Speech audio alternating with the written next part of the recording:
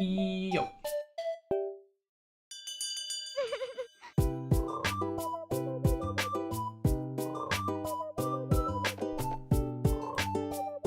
Chat, I'm dying. I'm dying from the heat. My AC unit's broken. I'm dying. I'm dying, chat. So yeah, hope you're doing good, chat. Hope you guys are all doing well. We're roasting puns alive. No. Turning up the oven.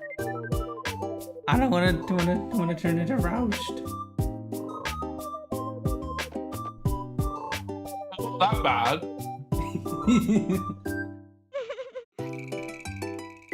No, I don't want molds. I don't want mold on the bridge. I have mold. You're gonna start growing mold if you don't get that shit fixed. True, actually true. It's too wet and gross here.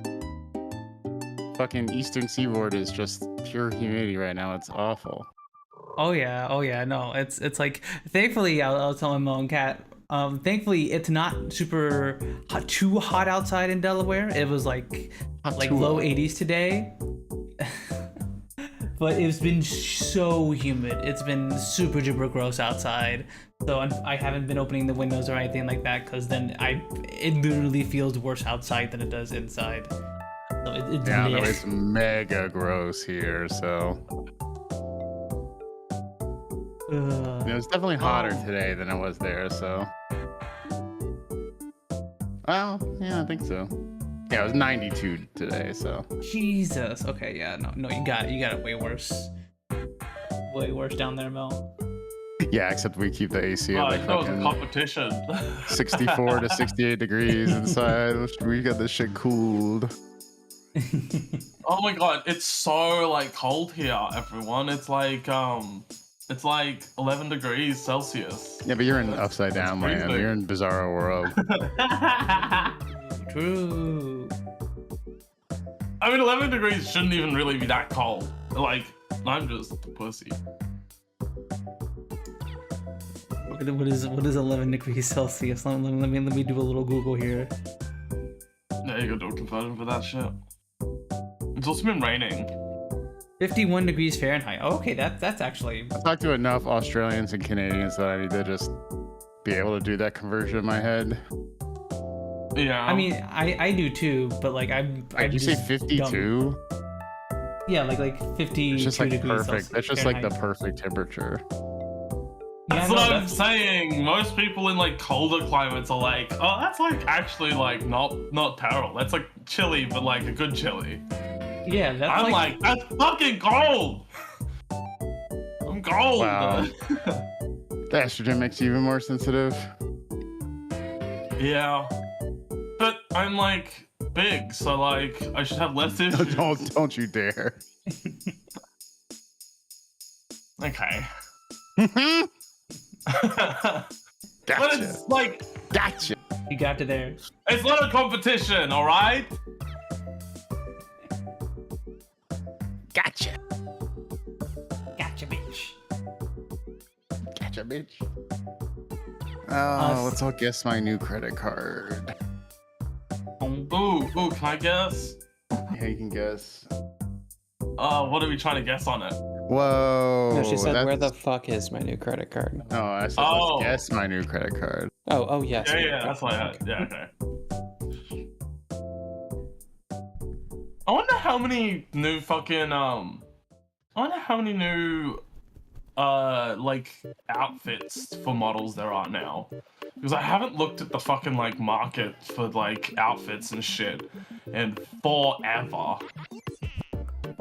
Yeah, I mean, there's yeah. a lot, but I could do like a you can outfit probably put redesign. on. Well, I assume they're I've never making new bothered. clothes for like newer models and stuff, right? So like the amount of clothes available for the current, I don't know, I think it's crazy. whatever people use, the newest panda base or whatever. I don't care about the base. I'll just refit it if it doesn't fit. Yeah, I can't do that. I'm dumb, idiot, stupid. You can do that. You just haven't tried. Well, speaking of that, did you have a look at the model I sent you, Rose? No, I haven't. No, I haven't. I've been very busy. I'm sorry, I have been very busy. I've been trying to sort out life stuff. No, I have, genuinely. Like, You got a bed? I got a bed, and it took like a while to assemble it. And then I was assembling my chair yesterday, and then I also needed to contact them because the chair that I got already has a crack in it. Oh man. So I had to contact them yesterday to be like, hey, can you get this replaced? And then there was like other house chores I did yesterday, and I don't think I did anything on my computer all day until the night where I fucking like ordered clothes, some more clothes. I just got a couple more skirts. Yeah, the model I was asking Rose about was, do you... Mel and Cat you guys might remember the low poly model I got for CO, like the little low poly Umbreon of her. I don't remember what you asked me to do with it, to be honest. Could you... So when I convert that into that file into a VRM file, it loses all of its textures because there's no FBX for it or anything like that, or materials. Why is there an FPS for it? I Let me go look at this. I can have a look at it now, probably. I don't know. I got it, commissioned it from some Russian guy on Twitter, and he's just sent me a .blend file with the model, and it looks fine in Blender. But if you try Okay, you could create an FPS in Blender. Yeah. You know that, right? But would I still need to make like new materials for it and stuff? Are they in Blender? 'Cause I think you can probably back them. Yeah, because there's no the model doesn't have any material, so it's like all like shaded in Blender.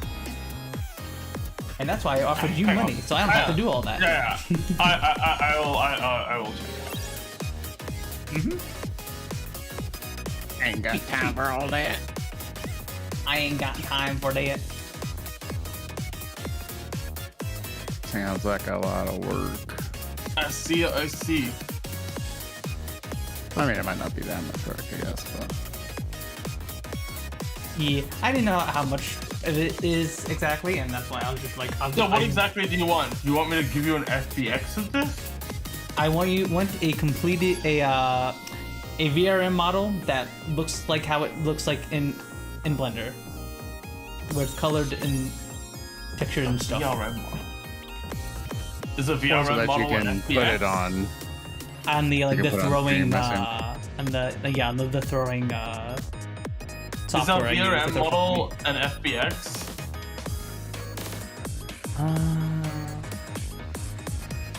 Yeah, again, Russ? Is a VRM model of FBX? No, that's just an export of the model to like a file format that Unity applications can use. Right. I don't even I think know you anything. need an FBX to make a VRM, but I'm not... I think. Yeah, that I can figure it sounds out. like what Brooke told me. I asked her about this. Usually people use... Aki's talked about it before and made it sound like it wasn't super easy, but it's like the process of FBX. converting a VRChat model into one you can use for vtuber. Yeah, okay, I can just use an FBX to convert it to a VRM model. Okay, I see. Yeah, that's what I thought. There's a whole guide for it. I can follow that for you. Okay. The question Thanks, Rose. is definitely the shading. Right. Like, because like I didn't know if that would mean we'd have to make like custom materials from scratch. I don't know if like the rainbow effects would be impossible to bring over to VRM because that's probably a shader. So Yeah, which like again, like it's not like the rainbow effects need to be in there if it's just a little object that's gonna be thrown at me during stream. It's not like that's gonna matter. There are materials in here. Now the question okay. is, Okay. how the fuck do I see Wow, them? materials. Yeah, materials. There's actually fucking 11 materials? Huh. Weird.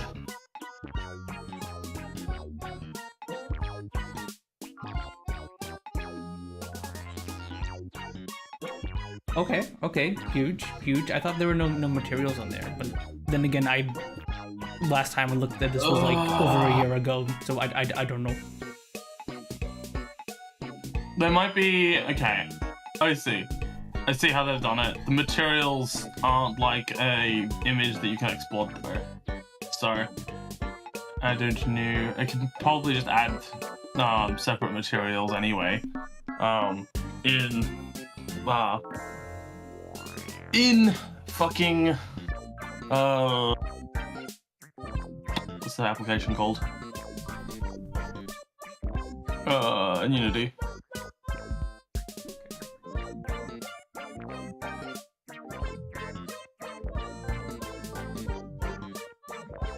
Cool. Okay. Hang on.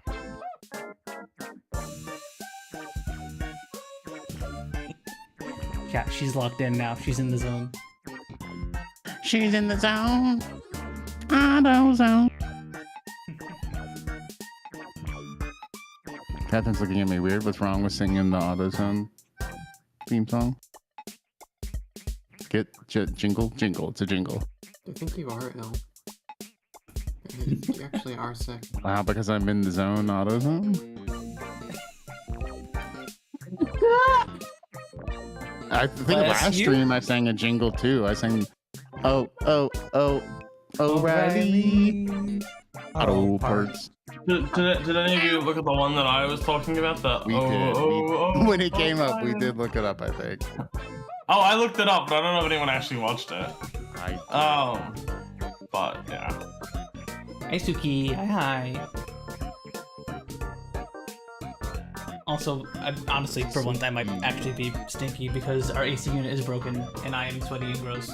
Yeah, the one time, sure. Yeah, One time. Never before. Never, definitely never before. Never. Not normally stinky, he says. A likely story. Speaking of, I need to wake up my girlfriend. I will be right back. She told me to wake her up in 30 minutes, and it's been 45 minutes. Be right back. Just gonna pour boiling pitch onto her. While he's doing that, I'm gonna grab a drink. Rose, fill the space while we're gone. Fill the space? Talk about FBX. I gotta fucking fill spaces.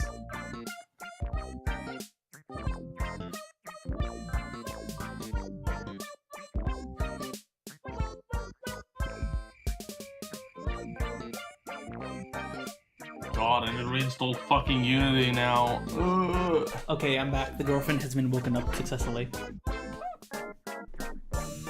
I need to reinstall Unity? Unity. Yeah, because I did a reset of my computer, so I don't have certain applications. I don't even know what fucking version of Unity I need. I don't think tell it me. It's matters. telling me here. It's telling me here. Don't worry. Okay.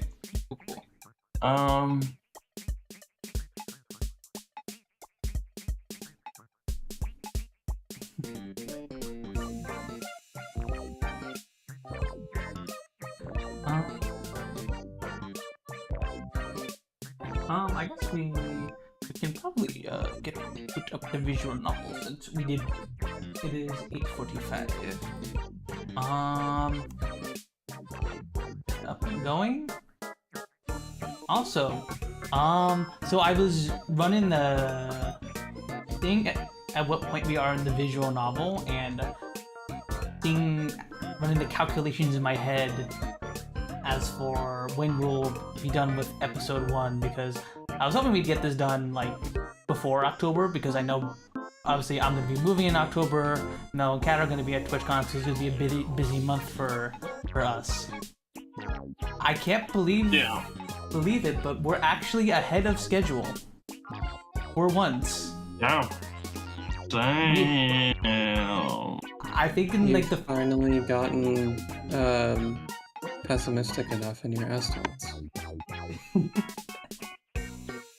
like we're actually no, it's not just because like we haven't had any like breaks or anything like that. We have just been reading at like a way faster pace than we normally do. We have just been like locked the fuck in. Yeah, I'm so locked in. You know what I mean? Locked the fuck in all the time. Always locked in. I got this. Always locked in.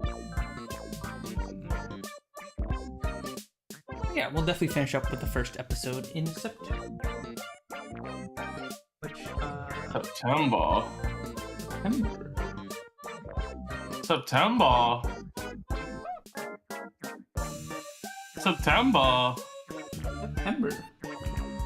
September. Okay, Rose, are you malfunctioning? Are you a Pokemon whose name is September? No. Pokemon leaked.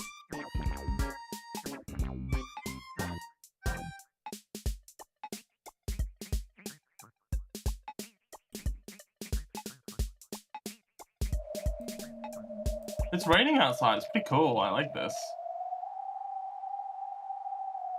I love the rain. Would you say it's fucking raining outside?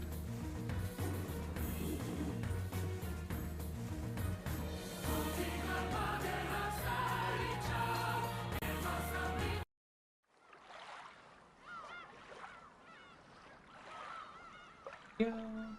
The game up. Hi Civi, hi. Hope you're doing good. You're having a good Tuesday so far. You're so cute. Would no.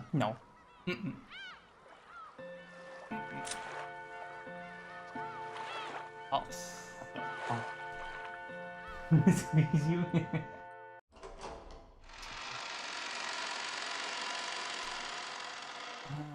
Alright.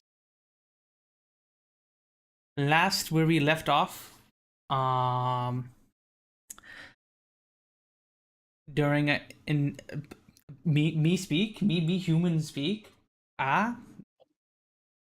Last we left off. Am I lagging? Am I like glitching out, or is that Pun's glitching out? No, it's me. It's me failing to speak. It's me failing. No.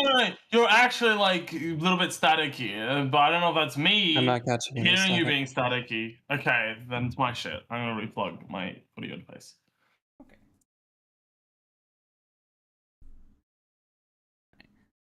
Okay. Now, while you're doing that, so last time, the first murders of our murder mystery visual novel finally occurred.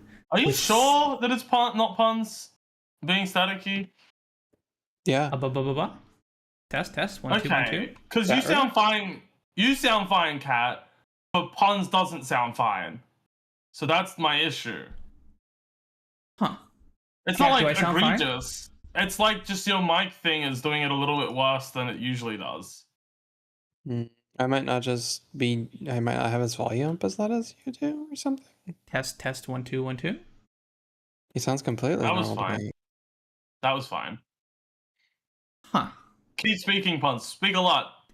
Last time in Umineko, 6 people died. Kraus, Rudolph, That's mostly Kyrie, Rosa, Shannon, and Goda all died. All 6 of them were found in the Rose Garden storehouse, their heads smashed in, presumably after their death. And I believe Nanjo said they've been dead for 5 or 6 hours. He believed. Although 6 or 7? No, I said 5 or 6, bro. That's you gotta. You're one number 6 off and there, 7? silly. 6 7? 6 7, yeah. 6 6 7. 6 7. 6 7. Ah.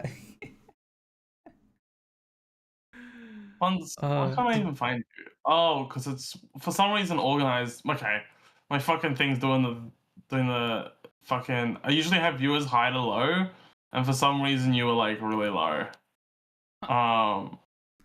No, not really low. You weren't. I didn't have it on high to low, and for some reason you were at the top. So I was like, I can't find you because you weren't at the fucking bottom of the list. You were You're like at the bottom of the above list fucking. of what? So I was trying to look for the channels in Twitch, right? And I usually have it sorted high to low, and usually you're not at like 1K viewers or more. So like I have to scroll towards the bottom to find you. What the heck? Yeah, But sorry, there- you don't have 1,000 viewers. I'm back. I'm killing myself. Wait, why are you doing that? Yeah, why are you doing that, man? What's wrong? What happened? There's a big water bug in the kitchen, and instead of shooting it with bug spray, I went to hit it with a broom, and I missed, and I lost track of it. Oh What no! the fuck is a water bug? They're also called palmetto bugs. They're really large cockroaches that come in from outside. I hate that. That's disgusting. They crawl in through the they crawl in through water pipes and stuff. Ooh. They're not necessarily Yeah, even a sign of like They're not like an hygiene, infestation it's pest just- inside, but just they find Yeah, out the where- type of fucking. I mean, we just call them cockroaches, I think.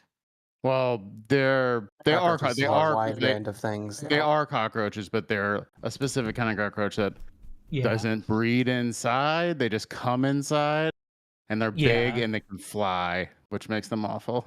Yeah, I fucking hate cockroaches. They're disgusting. They're so gross. We used to have them a lot in Queensland. Yeah, I And mean, I I had live to in the southern United States, and the southern United States is like full of cockroaches. Like in the summer, you go outside, and they're just all over everything. I mean, from what I hear about the southern United States, it kind of sounds somewhat similar to Queensland. Hot and Climate-wise. humid and full of bugs. Yeah. Sounds about right. But yeah, the special thing about them is that the palmetto bugs, they're American cockroaches. That's just what they are. But we Yeah. call them palmetto bugs. They're bigger than like Spanish or German cockroaches, which are what most people see. Yeah, there's sometimes every now and again they'll crawl up through our like drain. But in the I shower. hate them, and I when I see them, I have to fight them because I get like, if I get scared of them, I'll like be freaked out by them being around and me not having done anything about it. So I've trained myself to don't post pictures of cockroaches in the side check. That's the cockroach. That's the cockroach that I fucking hate. I hate It's them. so gross. But yeah, they don't Sorry, Captain, I infest didn't realize you were homes. They that just get much. stuck inside on accident. They want to be outside, but then they just come inside. Yeah, sometimes that happens. Yeah. But I hate like- them. Fucking hate them. And also, they like love my house because there's lots of decaying plant matter and wood outside, which is what they like. And they like the hot bricks and shit. And my house is a big brick house. They're like, warmth. It's a brick house.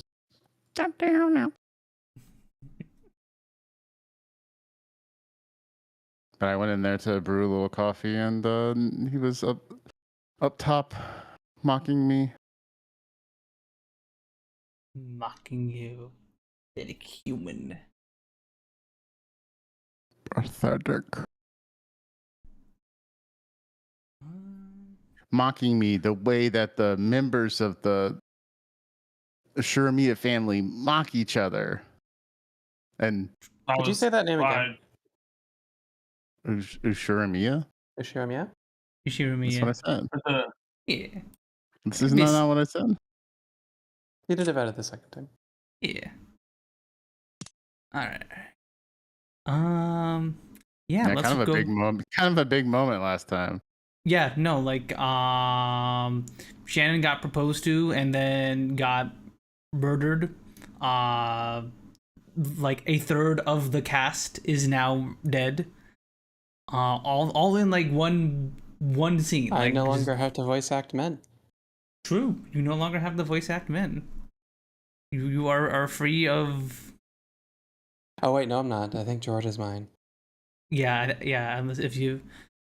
Unless if someone else wants to be George, since Brooke and Chimera both were not able to make it today. Wait, I thought we were just doing the normal characters that we take over when. Yeah, that's Yeah. the saying is George is mine. Yeah. So I do have to voice act a man. Boo hoo! I had to voice act 2 at least. Wait, no, Goda just died. One. So- Goda is dead. Ooh. All right. But yeah, this I is actually right. like voice acting Rosa, so like. I liked voice So- acting Shannon, even though Mel was like, "This doesn't seem like a you character because she's like shy and timid." She but- is shy and timid and It did was fine in the end because Catherine has like 2 voices, which is that voice and then Hot Mommy, and so like it was good to have some range, I think. yeah, I also thought it would be fun for Kat to voice Shannon. I was originally thinking of voicing Shannon instead of Canon, but then I was like, all right, then Kat has like 2 men voices, I think. So then I swapped. I think I had. It's okay. It's okay. You just make sure that I have them in voices because you hate me. I was annoyed that she gave Chimera one of them, but then she's dead now, so that character. So doesn't really matter now. Yeah. But I have a feeling that factored into your decision. I got it all planned out in my head. All planned out? All planned out. Like 100%? Yeah, have you played every chapter of the game though? Yes. I have well. read the whole all 8 episodes on my own time, and then I've watched a second playthrough of it. And then I've also been like skimming through a playthrough every now and again between streams or even like during streams to like gauge where we are and stuff like that. So I kind of know where we're at and stuff like that. So I'm pretty knowing. The all-knowing puns. I have critical information. You lack critical information. Now I have the critical information for once. The opposite of the meme. But you know who else lacks critical information? Maria. All that could be heard was the sound of the rain, the voices from the kids' television program that Maria was watching, and the engrossed Maria's cackling voice. In other words, Quick read them as they returned dumbfounded from that horrible, bizarre scene. It was the voice of Maria as she rolled around laughing at the television. Oh Not no, knowing how- me. Not knowing how to explain to Maria that her mother, Rosa, was dead, those who returned to the room couldn't manage any more than a suffocating silence. At first, Maria returned their stares with a dubious look, but when she realized that they weren't trying to blame her for anything, she ignored them and again immersed herself in the television program. The children wordlessly sat down on the sofa. Their minds were probably blank from their state of shock. Though they had all cried and mourned so much, now they just vaguely sat there, their faces expressionless. Only Cannon had returned to his usual calm expression. However, that probably didn't mean that he had been able to wipe out the shock. Nothing was reflected in his eyes as they stared into the emptiness. Hideyoshi, fidgeting as he remembered that horrible scene, kept muttering, "Unbelievable, that can't be something of this world, it's the work of the devil."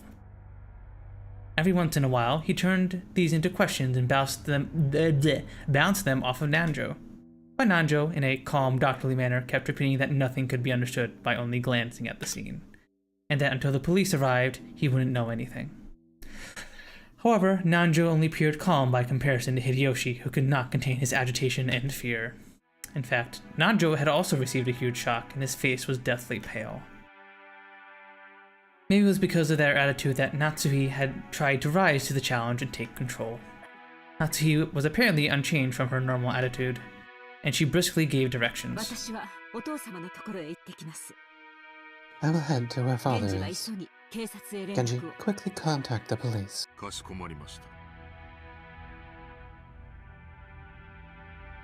Who is Genji, Rose? It's Yeah. roast. Oh, certainly. Roast.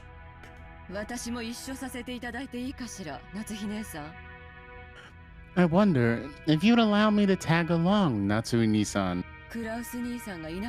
Since Kraus-Nisan is now gone, the task of aiding father has been left to me. It would be improper of me to relax here while relying entirely on you. Natsuhi was struck speechless by Ava's aggressive actions in a situation like this. It seemed that she was claiming that what with Kraus did, the one to take responsibility should not be his wife, but herself, the next highly ranked in the family. Possibly, she was not happy that Natsuhi was ignoring her and handling matters herself in this extreme situation. Of course, even Ava's mind has been blank from the shock until just now. She only returned herself after Natsuhi started giving orders. She's smiling. Oh yeah. Yeah, that's a little It's like grinning. disconcerting. Like, I know because it's a visual novel, the emotions might not be like the exact emotions they're trying to convey, but like, you know. You may do as you please. Natsuhi walked out without saying anything more. Ava followed behind her. Mere moments after they left, Kumasawa ran into the parlor. Since she wasn't the kind of person to run around, it would be normal to sense that something had happened. But since everyone had been stricken by that earlier shock, none of them took any notice of this trivial difference.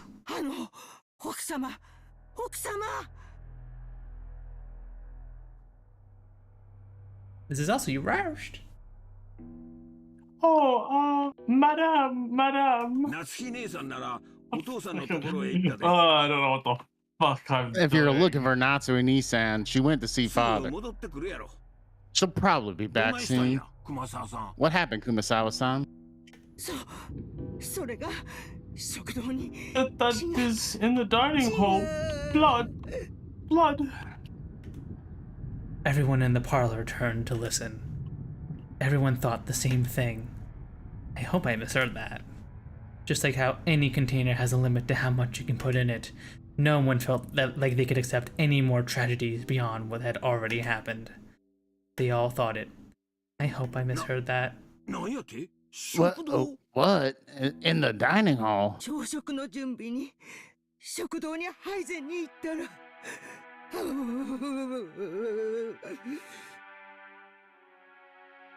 When I went to the dining hall to set up breakfast, I know how It's like a kind of like that, I guess. No. Oh, wow. The first to start running was George. His harsh footsteps jogged Hideyoshi and Nanjo to their senses, and they chased after him. Battler and the others followed. They flew into the dining hall one after another, but they didn't find any change that would have caused Kumasawa to go pale. To those who had viewed that gruesome scene in the storehouse, it was a bit of an anticlimax. However, Kumasawa, who had followed them, pointed it out. There really was some traces of blood on the floor. Compared to that terrible scene, it was not very dramatic. However, if you calmly thought about it, this definitely indicated the loss of a lot of blood. There's a puddle of blood here as well. What in the world?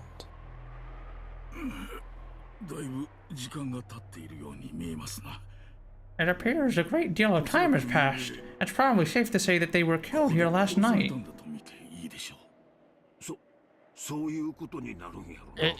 It would seem that to mean we've been talking together in the dining hall until late into the night. After that, someone must have broken in.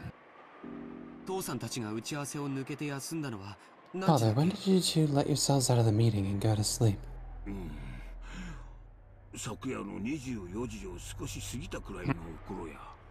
It was a little past midnight. So, sometime after that is probably when it happened.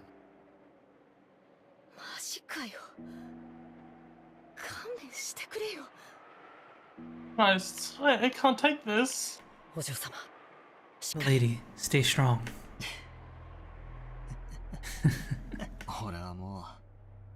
After seeing that hell on earth in the storehouse, I think I can handle this much.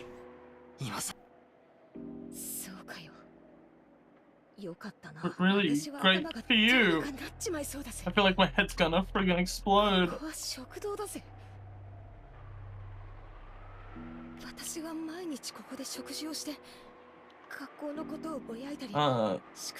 This is the dining hall, you know. This is where every day I would eat, complain about school, and complain about homework. Talk to Dad about my grades. That's what this place is to me. Lady, it wouldn't be good to remain here any longer. Let's return to the parlor. I agree. Uncle Hideyoshi, I think this room will be really important to the police. Don't you think it would be bad if we trampled all over it? Badler proposed this in a slightly powerful voice as, together with Cannon, he grabbed the pail and shaking Jessica's shoulders. Everything is just as Badler-san has said. There is nothing more to be gained from remaining in this room. Najo spoke while looking at the pale faces all around. Even though that horrible scene in the storehouse had felt like something not of this world, at least it was in a place far from here, a place we had been able to cut ourselves off from and run away from, which had helped everyone keep on going. However, this dining hall was different. It was in the mansion's main wing, and as Jessica had said, it was supposed to be one of the more relaxing places in the mansion. It was the same place where all the relatives had enjoyed lunch and dinner yesterday. The shock of seeing this place smeared with blood reminded us of that horrible spectacle in the storehouse, and forced us to accept that we really hadn't been able to run away from the scene of that tragedy.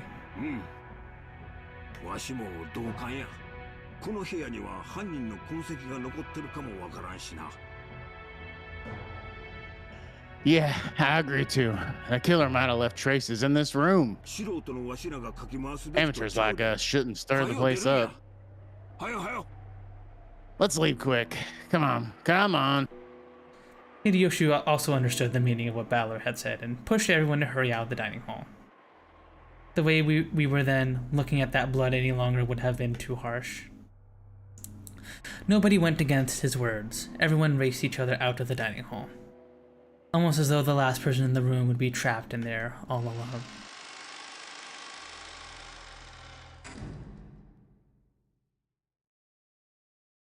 Once in the hallway, we lent the shoulder to Kumasawa, who was leaning against the wall, still trembling, and we all headed back to the parlor together. Then Genji returned. Oh, Genji-san, were you able to contact the police? I can only offer my sincerest apologies. Whether it was failure of the radio or something else that caused it, I cannot tell, but...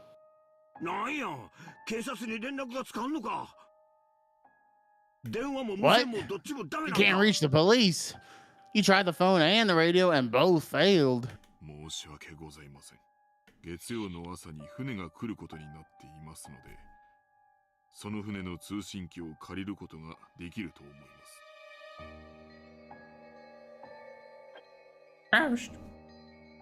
My apologies. A boat will be arriving on Monday morning, and I will be able to borrow their communication equipment. Isn't there a boat on this island? Can't we just take a little trip out to the Najima Police Department? Hideyoshi-san, that would be impossible with this weather. At the very least, we can't do anything until the typhoon passes by us.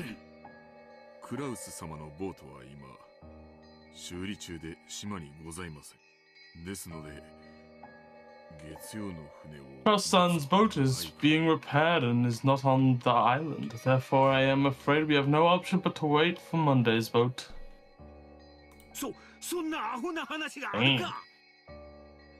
Forgot the cross out How the would boat. this happen? 6 people are dead. The phones and the radio aren't working, and there's no boat. So until the typhoon passes and the boat comes, until tomorrow morning, we just have to stay here on this island, unable to even contact the police. Which means that not just us, but the criminal who killed everyone is also confined to this island. Unless they had a boat. True. They could have just had a boat. Like, I don't know. That certainly follows. The culprit who killed everyone is still here on the island.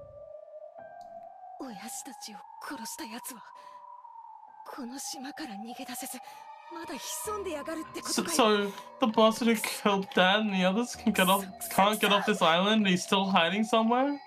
Damn it, damn it, damn it, damn it! I'll find you, bastard. You'll think I'll hand you over to the police? I'll tear you to shreds myself.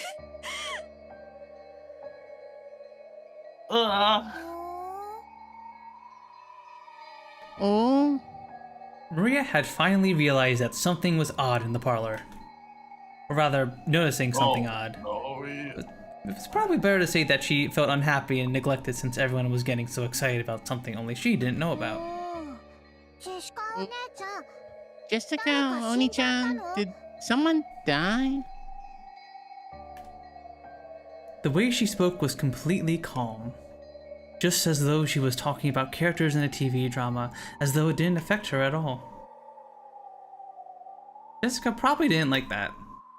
As though trying to say, can't you tell just by looking at me, overwhelmed with grief, she flared up against Maria.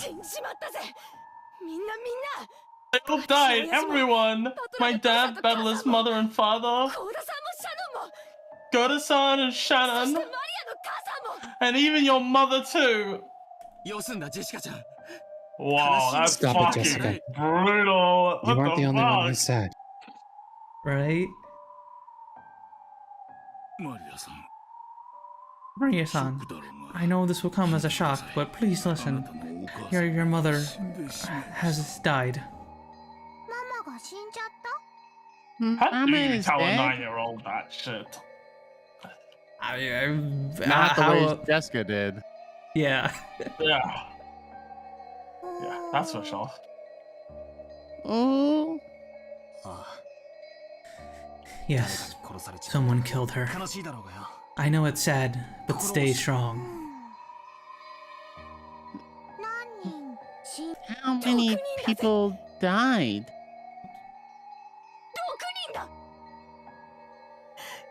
6 people, 6. Shit, shit, shit. あんな残酷なことしやがって踊ってもんがあるだろうがよ人間ならよ誰だか知らねえが犯人は人間じゃねえぜ血の色が赤いわけがねえ How could you do something so cruel? There's a limit to how cruel you can be if you're a human. I don't know who it is, but the killer's not human. There's no way their blood is red.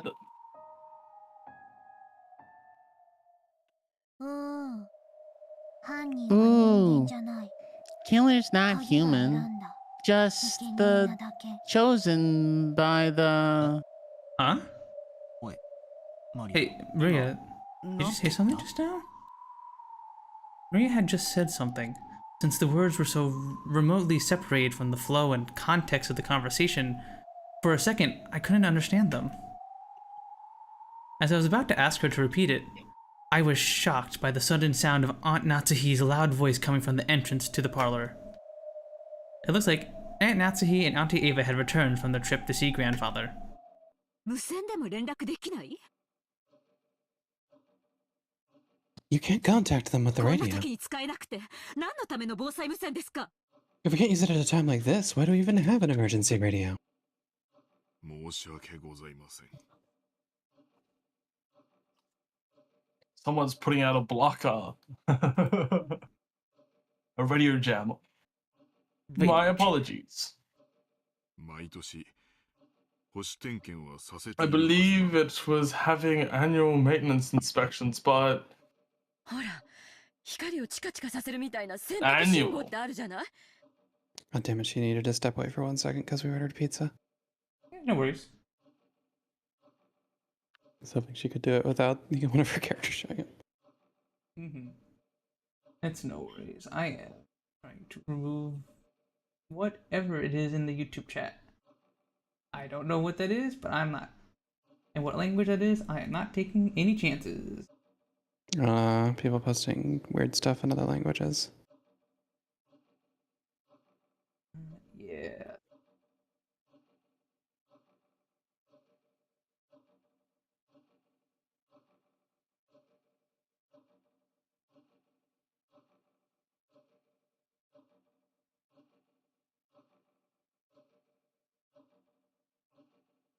So Maria's just possessed by the witch. Is that what you think? Possessed. I think she has like some psychic something connection like to that. her. Because for her to take the death of her mother just casually, I know her mother wasn't great to her, but just casually be like, oh, she's dead? How many other people died? Like,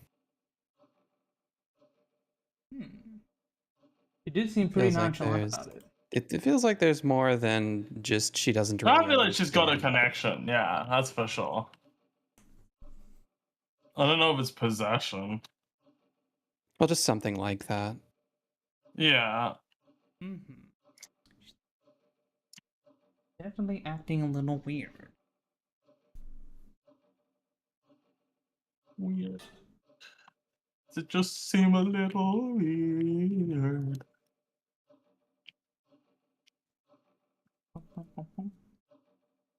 What's your guys' favorite diet soda or like zero sugar soda? I Dr. Pepper don't Zero Strawberry. like zero Yeah, sugar, that's to what I'm be drinking right honest. now, Kat. It's pretty good. The Dr. Pepper Zero Strawberry Cream is the best one by far. Okay, no, I'm just drinking the normal one, and then we also have the coconut one.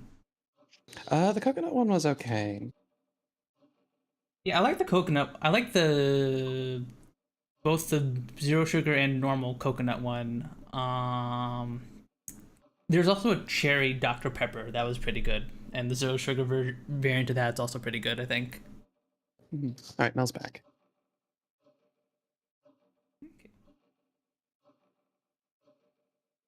Is she though? You are? Oh, Yes. You just tuned. Yeah. You sure you're back?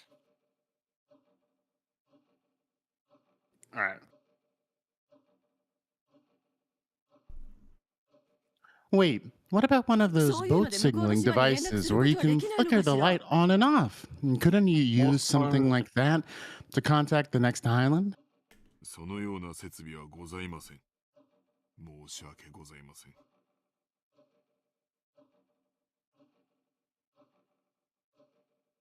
We do not have such equipment. My apologies.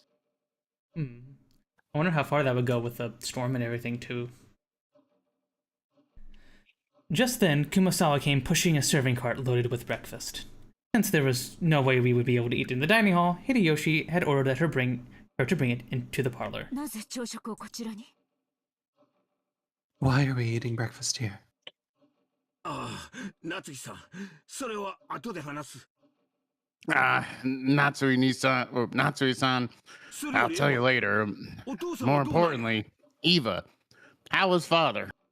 ご一緒でないところを見ると、 Judging by the fact that he's not with you, 部屋から he won't even leave his room for a situation like this. いないわ He isn't 部屋 there. は空っぽだったの The room was empty. なんやて What the? こんな時にどこ行った Where could he have gone at a time like this? 親方様が Did you see that the master has left his study? そうです He's gone for a 私も walk. 驚いています That's right, I'm surprised as you. いつの間に部屋を出たのやら I wonder when he left his room. あなたたちに心当たりはないのですか Do either of you have an idea? Natsuhi looked at Genji and Kanon as she said this. She probably thought that the servants permitted the one-winged eagle, who served directly under him, would know of a place he might go. However, it seemed to be the other way around. Their faces made it clear that those who knew Kinzo best realized even more than everyone else how impossible it was for him to leave his room. Even we have no idea. ご存知の通り、親方様はあの書斎の中に、お休みの場所からご不浄まで、親方様があの部屋をお出になることなど、よっぽどのことがない限り。As you all know, the master had everything set up within that study, from a place to sleep to a bathroom. I can't imagine him leaving that room except under very exceptional circumstances.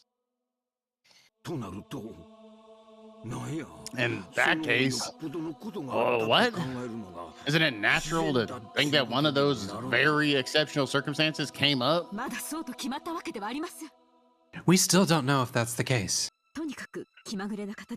Anyway, he's a fickle person, so it's possible he went for a walk by himself without knowing the current situation. If that's the case, we have to tell him what has happened and ask for instructions as fast as we can.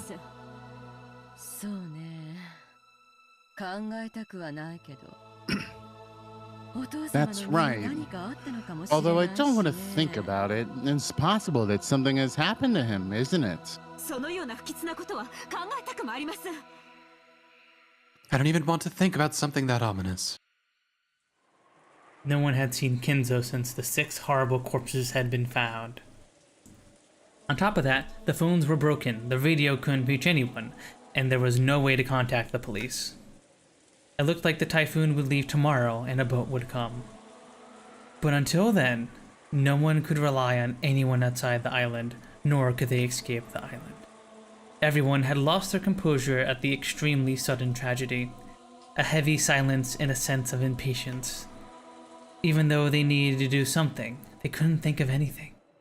Some of them became irritated, while others merely held their heads in their hands. But not one of them could explain what was occurring on this island of Rockinjima.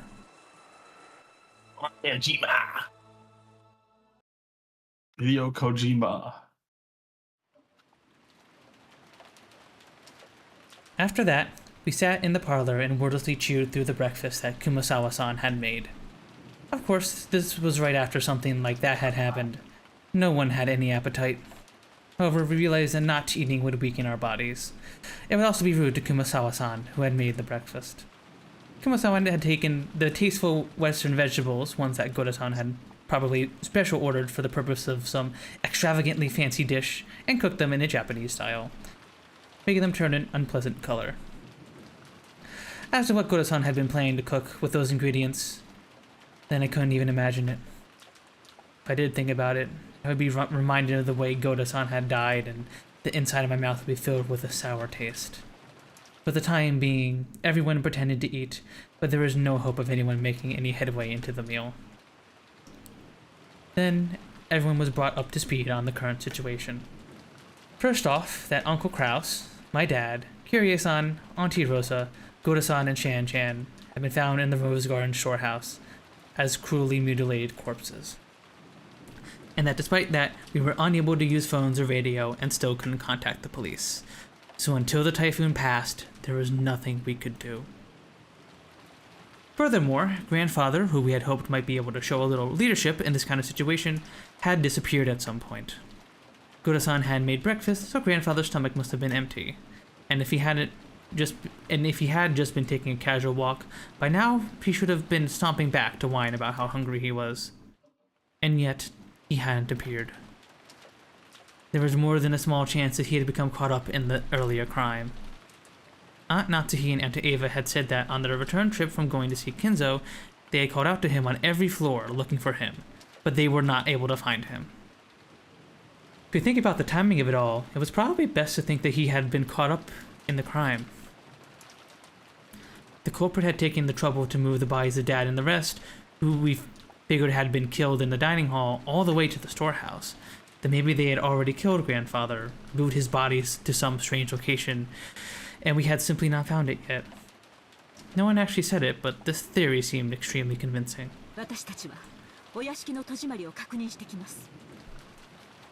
I'm not convinced. No? What do you think happened to him, Rose? I think he's doing rituals. He's doing rituals and shit? You think Grandpa did it? I don't think he did it. But I think he's doing rituals. We do have every reason to believe that he did this, yeah. Because he did talk about the demon's roulette, and Maria mentioned it. True. We will go pretty check sure Maria that all didn't the do it. windows and doors are closed. お父様も念入りに探さなければなりません。 We must also carefully search for father. 子供たちはこの部屋を出ないように。 Children, make sure you do not leave this room. エヴァさんと秀吉さんは申し訳ありませんが。 Ava-san and ここで子 Hideyoshi-san, 供たちと一緒にいてく I'm ださい。 sorry, but please stay here with the children. 南條先生もお願いいたします。 Dr. Nanjo as well. わかりました。 I understand. I will wait here. And Natsuhi led the servants, Genji-san, Kumasawa-san, and Kanon-kun, out to the parlor. All that was left was Auntie Ava, Uncle Hideyoshi, Dr. Nanjo, and the 4 of us children, for a total of 7 people. みんなで仲良くテレビでも見て待ってよな。しかし、日曜日の午前中 Let's all stick together and maybe watch some TV while we wait. Jeez, Sunday daytime TV sure doesn't have many good shows on, huh? Uncle Hideyoshi tried to stir up this gloomy atmosphere, acting cheerfully. Oh, good show. Watch it. Watch it. Oh, お、そうか。マリアちゃんはテレビ oh, に really? You want to watch TV, Maria-chan? じゃ、おじさんと一緒に見よ Then うな。 come and watch it with your uncle. Maria was the only one who played along. Even though Maria had been told of her mother's death, she didn't show the slightest flicker in her emotions. Was 9 really this young in age? No one else was feeling the slightest bit like joining in, and they each sank into their sofas and let their minds go blank. 兄貴 Aniki, 聞いていいか can I ask you something? なんだい What is it? さっきそこ Just now in the 兄貴 storehouse, は you said something about Shan Chan and a ring. あれ Did you give it to her? 送ったのは George Nicky didn't answer, but he hung his head and closed both of his eyes. There could be no clear response. よせよパトラ。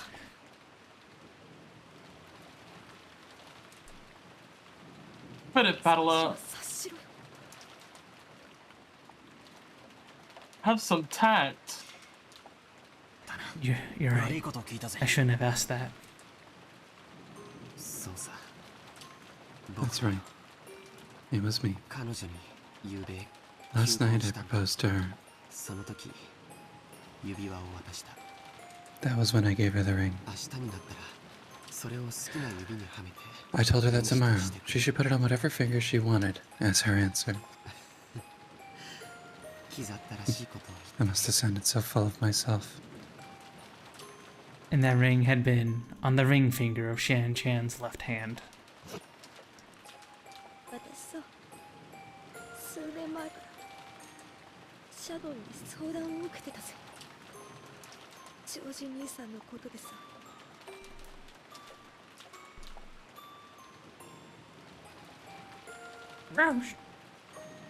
Oh, actually, I've been having talks with Shannon for several years about you, George Nissan. なんて言ってたのかな I wonder what she could have said.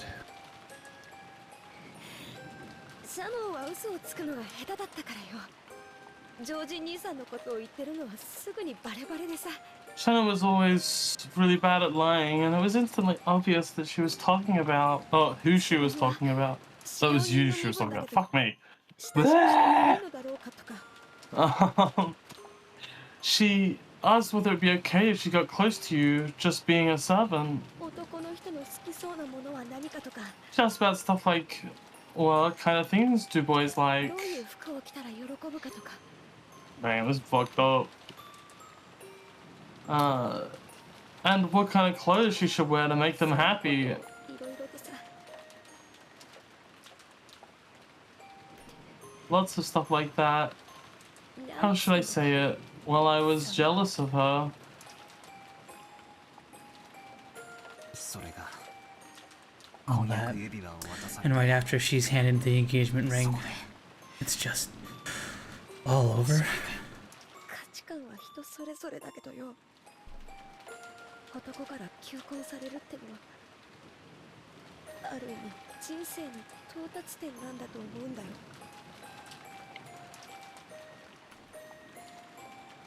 I know people value things differently, but being proposed to by a man is, in a way, the high point of a girl's life. だからきっと昨夜のシャノンは心の底からいや So, I'm sure last night, I think Shannon was happy from the bottom of her heart. 一番 No, 幸 the せだったと思います happiest she'd ever been since she was born.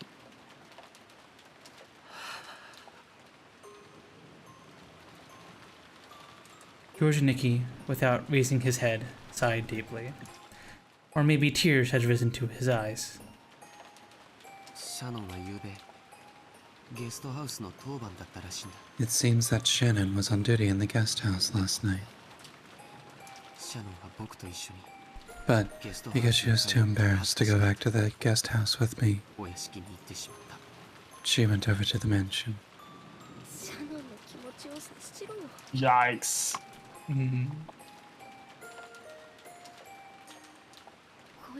Think about Shannon's feelings when you receive an engagement ring.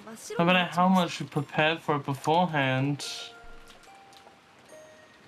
it's normal to feel so elated. Your mind goes blank. Holy shit.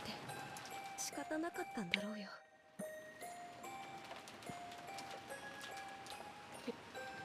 She must have been feeling embarrassed, so she didn't know what to do with herself. それでシャノンは当番でないはずのお屋敷へ行き Even though she had been on duty there, she went into the mansion 事件に巻き込まれてしまっ and got caught up in all this. た。僕が If only I had, あの日 on that day, あの場所で in that place, 指輪なんか渡さなければ given her that ring, シャノンはさよ Shannon wouldn't 事 have, 件に巻き込ま Saya れなかっ wouldn't たんだ have been caught up in this incident. Crying noise.mp4. 兄貴 Aniki, it's not like that. It's definitely not like that. No, don't cry anymore.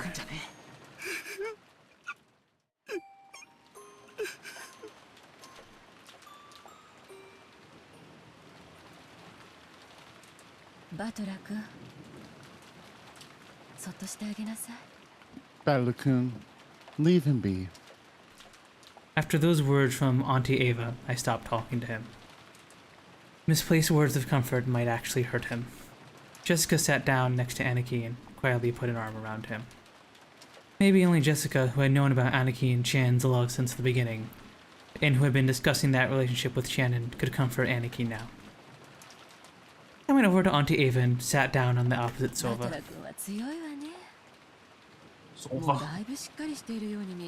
Battler-kun, you really are strong.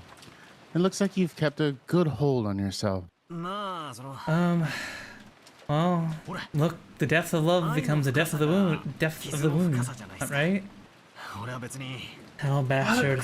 I couldn't care less about no matter how he snuffed it. I feel bad about Kirie-san, but, well, she wasn't actually my parent. My. But on the other hand, you were crying a lot back then, right? Well, I didn't think that. At least, I did think that at least that much crying was due as gratitude to the parent who raised me.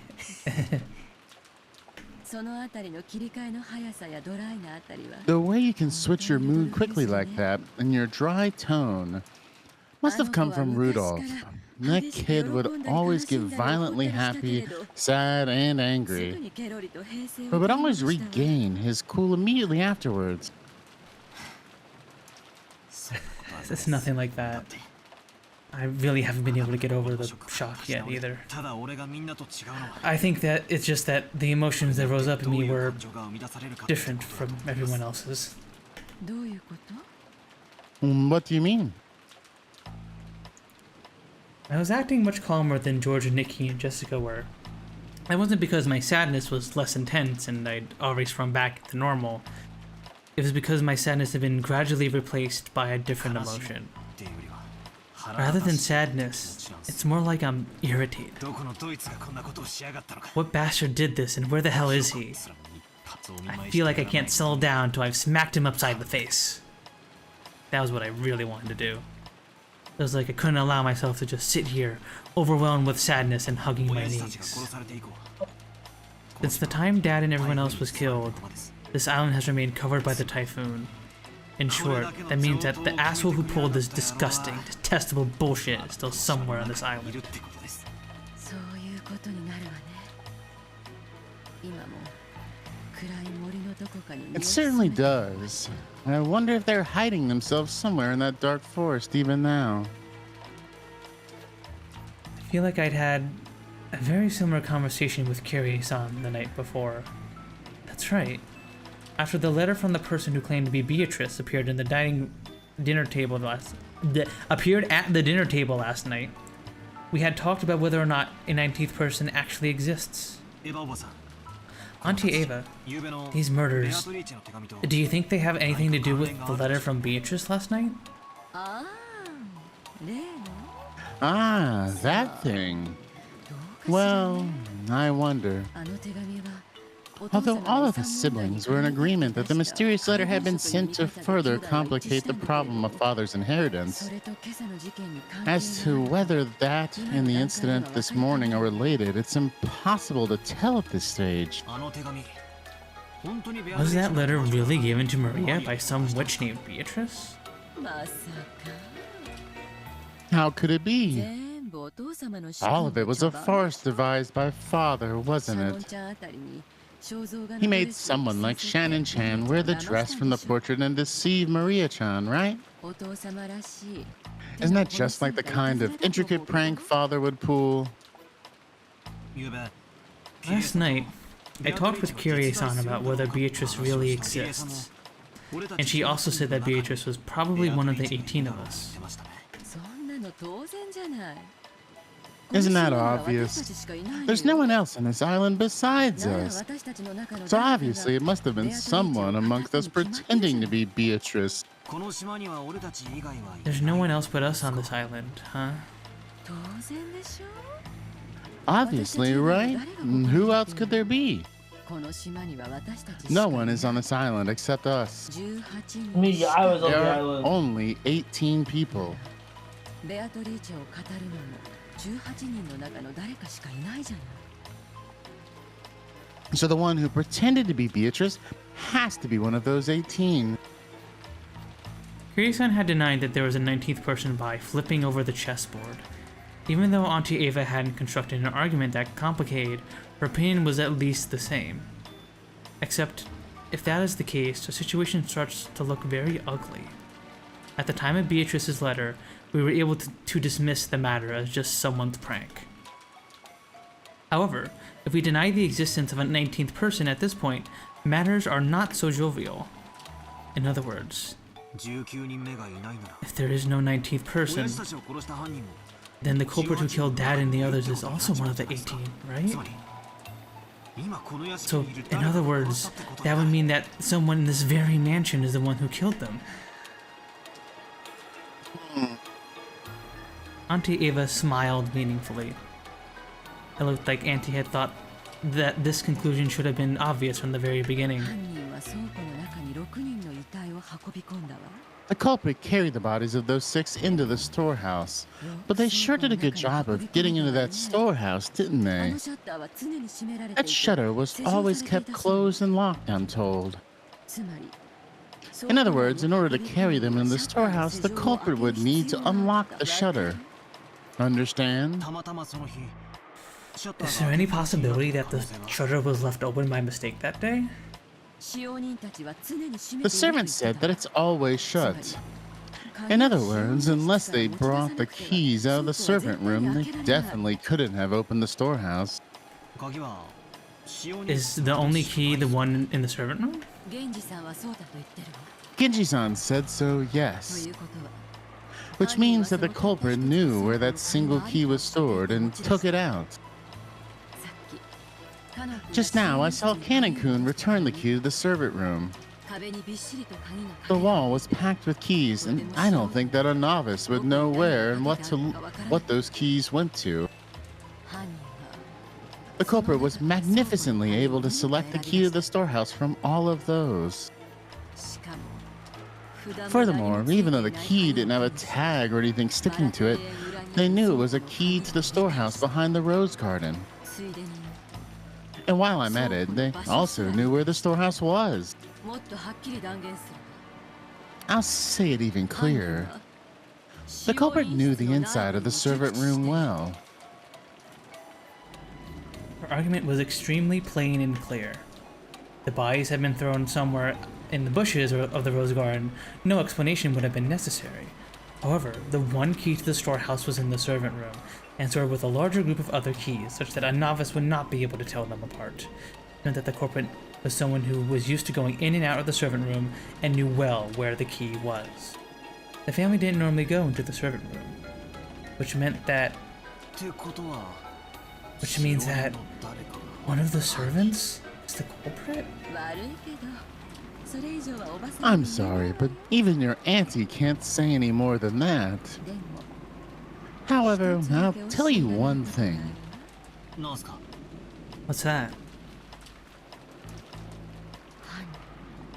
The culprit should properly say they were culprits in the plural, and what's more, they were well armed.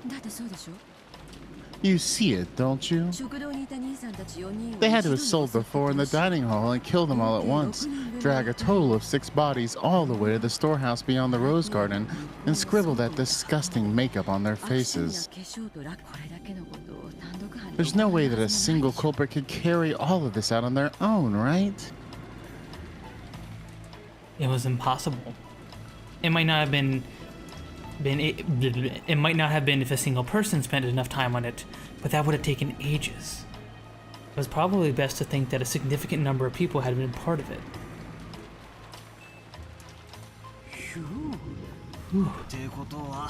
So what you mean is, maybe all the servants were indicts? Cahoots. Please keep it quiet, okay? What did you say, Rose?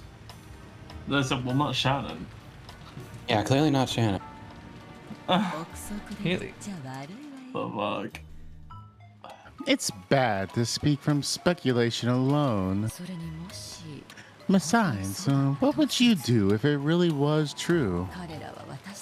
They might not let us return alive.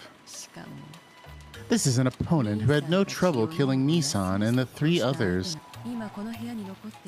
The only people in this room right now who look like they could put up a decent fight are the 3 people in my family, and maybe you as well, 4 at most. The situation is no different than it was last night. In short, it would be easy for the culprit to massacre the rest of us. I had been playing detective with Auntie Ava out of a desire to expose the person who had killed Dad and the rest before the police did. If I can manage to skillfully penetrate the culprit's identity, I wanted to stick the evidence in their faces. I had gotten it into my head that if I did that, the culprit would give up and surrender, just like in one of those detective movies. However, the culprit only surrenders because they are in a situation where resisting would be futile. The culprits behind these incidents on the island were far from helpless, and might even be able to massacre all the remaining people on the island. And on top of that, this island was like a giant locked room, cut off from the outside world by the typhoon. So they had the full day until tomorrow to kill, scheme, and cover up their handiwork. In short, we were in the kind of safe atmosphere where we could entertain ourselves by playing detective. On the contrary, we were at a stage where we had been scared stiff, since playing detectives might displease the culprits and cause them to repeat another mass murder. Well, it is just a possibility, right? But I can't bring myself to trust the servants yet. And that doesn't mean they're the only ones I suspect. I also think there might be some mastermind behind this all. A mastermind? Why do you say that? It's just a feeling. And think about what the word servant literally means. It means they serve someone. They do someone's bidding, right? Everyone who was killed had some relation to the Urashimiya family. So it would be natural for someone with interest in that result to be involved. This was also plain and clear. The Urashimiya family were currently right in the middle of discussing how to distribute the inheritance if grandfather died. If this followed the formulaic plot used to death by many classic mystery novels, it would definitely be a crime by someone with ties to the Urashimiya family and who was entangled with the inheritance problem. Auntie had probably also read a few books in that genre. Her theory did have a few one-sided conclusions to it, but it was a run-of-the-mill idea that anyone would surely hit upon. I think anyone could have suspected the servants, even if their logic was different. Especially the talk revolving around the key to the shutter. That was enough to make it easy to suspect strongly that one of the servants was involved in the case. Which is why I don't like it for some reason.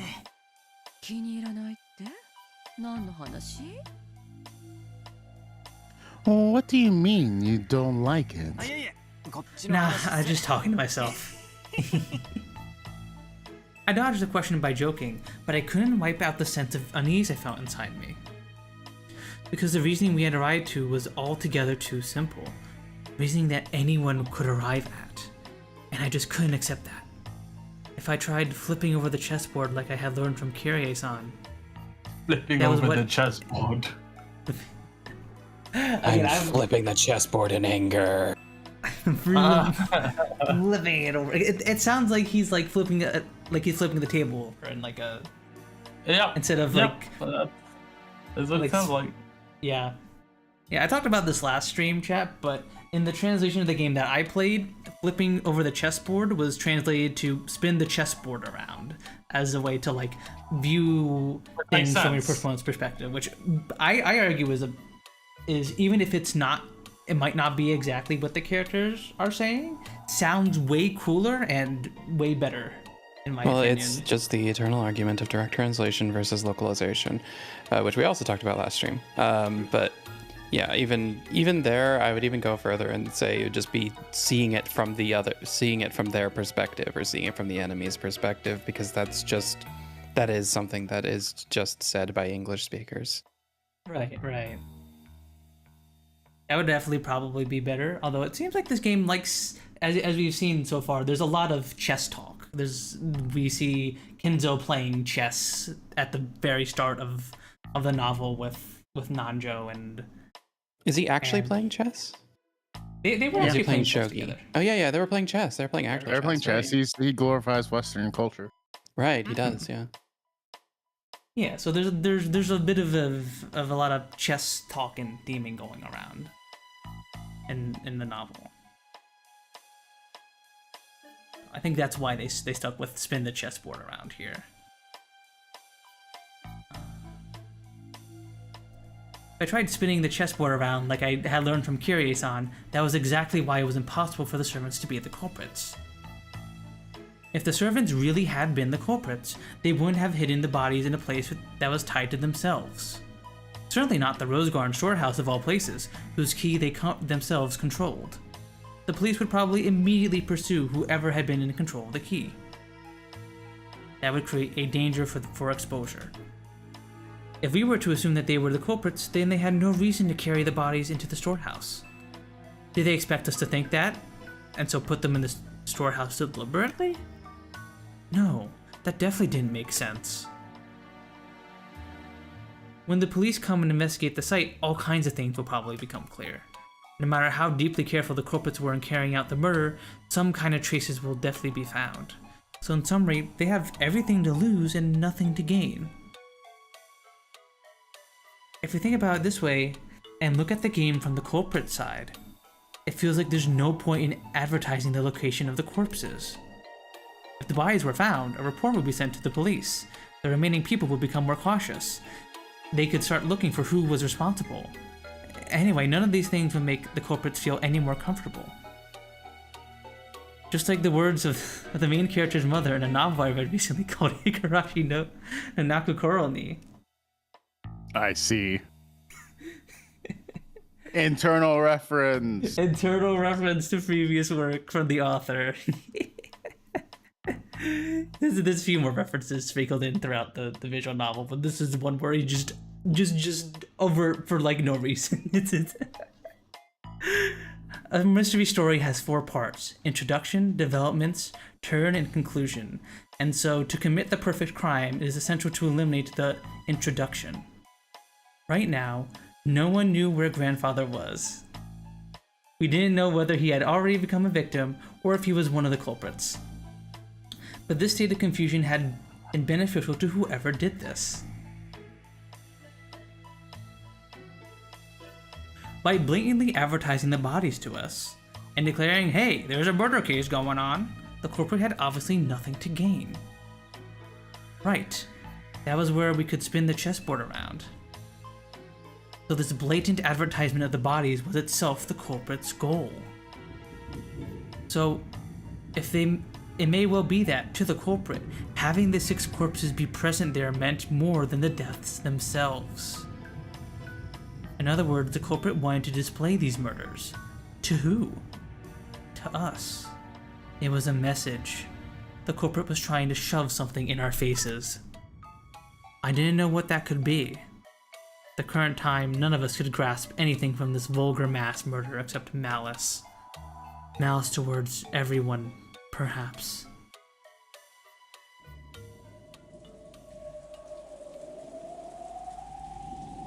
Each one of the survivors had some kind of connection to one of the 6 who had been killed. Uncle Krause's death brought sorrow to Jessica's family. The deaths of Dad and Kyrie-san brought sorrow to me, while Auntie Rose's death brought sorrow to Maria. Goto-san's death probably dealt as a shock to his fellow servants, and Shan-chan's death brought grief to George and Nikki, who had proposed to her, and to Kankun, who had loved her like an older sister. Everyone now on this island had received an equal amount of sadness. Auntie Ava had claimed that the servants were definitely in cahoots, but then how could you explain the deaths of Goto-san and Shannon-chan? And by this argument, the grief caused by the 6 deaths hit everyone but Auntie Ava and Uncle Hideyoshi. It was very possible to doubt Auntie Ava herself, who was acting like she was outside the net of suspicion, and who might have been trying to point that suspicion of the servants. In the first place, she had managed to avoid suspicion and place it on the servants with their argument about the key to the shutter. But if you looked at it from the perspective of motive, about who would gain something from the murders, Auntie Ava's name floated to the top of the list.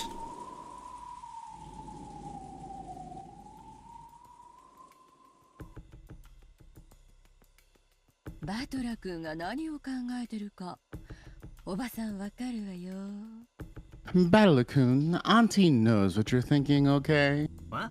Huh? Oh no. Please don't tell anyone. I had my head all full of, all that kind of stuff.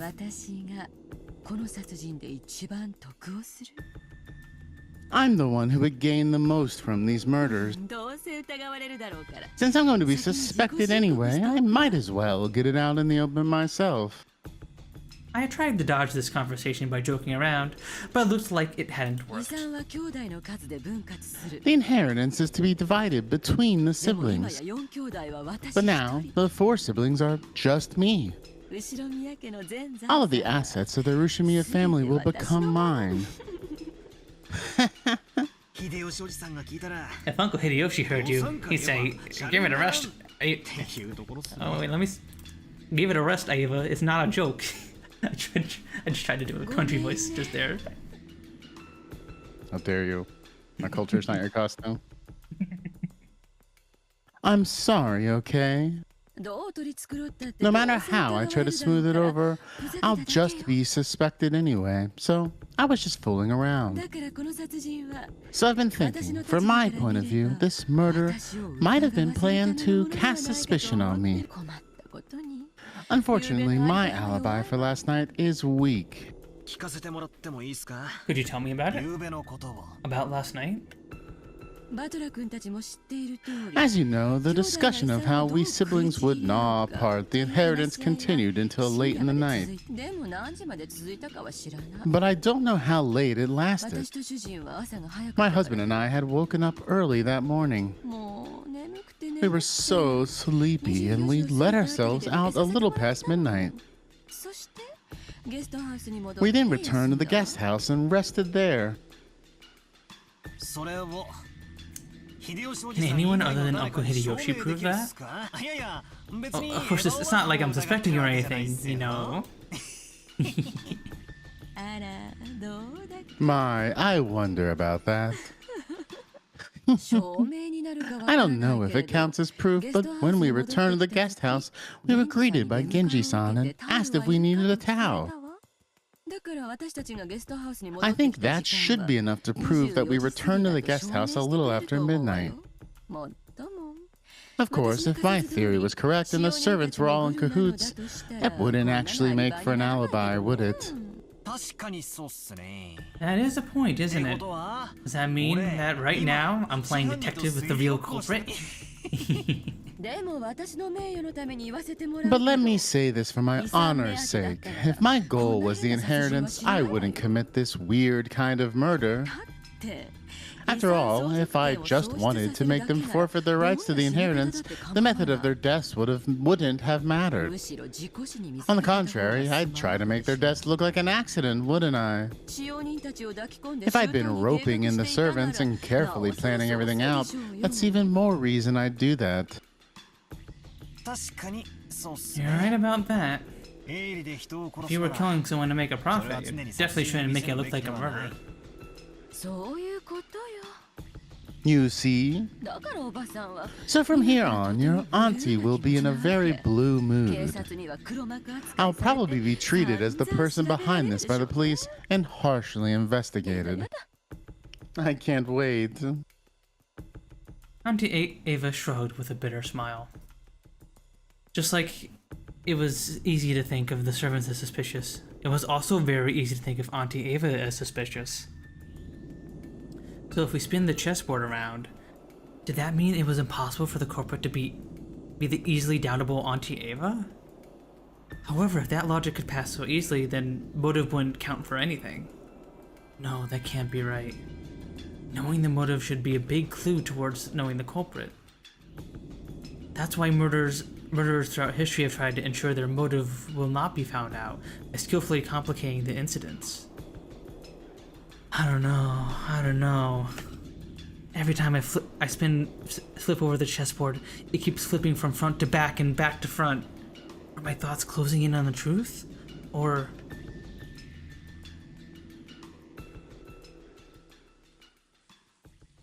Crack. No, okay. No crack. Auntie Ava didn't want to talk to me any more than that, so I headed to the window, folding my arms so that I could cool my head a little. As I looked over the parlor, I saw George, Nikki, and the others gathered talking. It looked like they were talking about the magic circle that had been painted onto the shutter.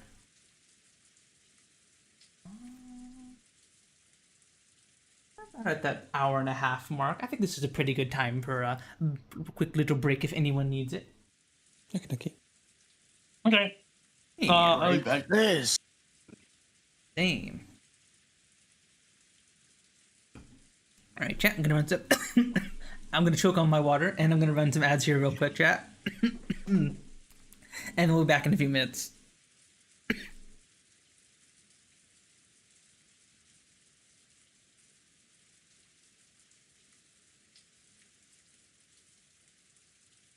He's dying.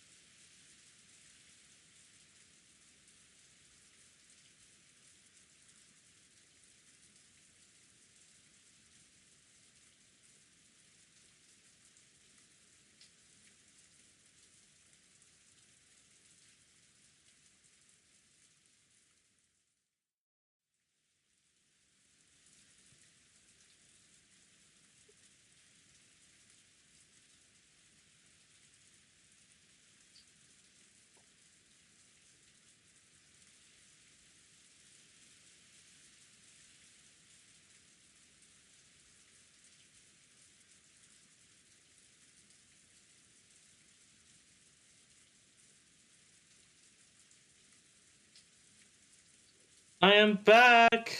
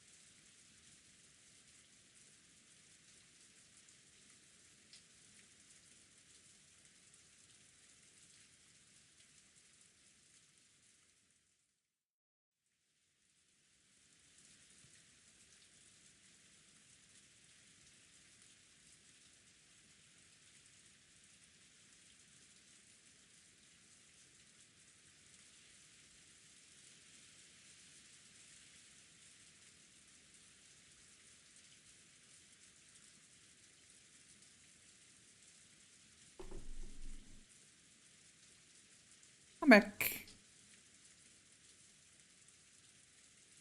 Silver. Skibidi is stored in the toilet. Hope you're doing good, Silver. Hope you're... Hi. Hans, can you I'm back. send me? Oh, can you ask CL? Oh, I could probably ask her.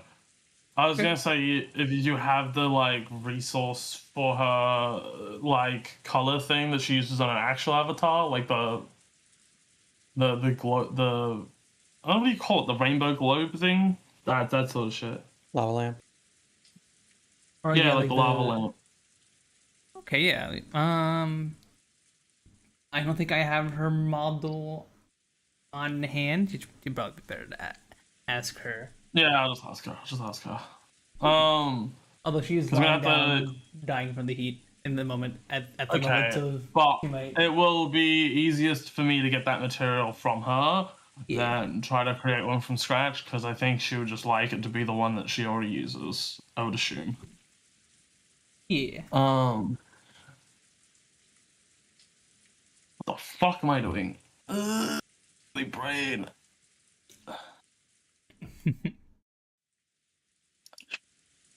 Alright. Are we good to resume?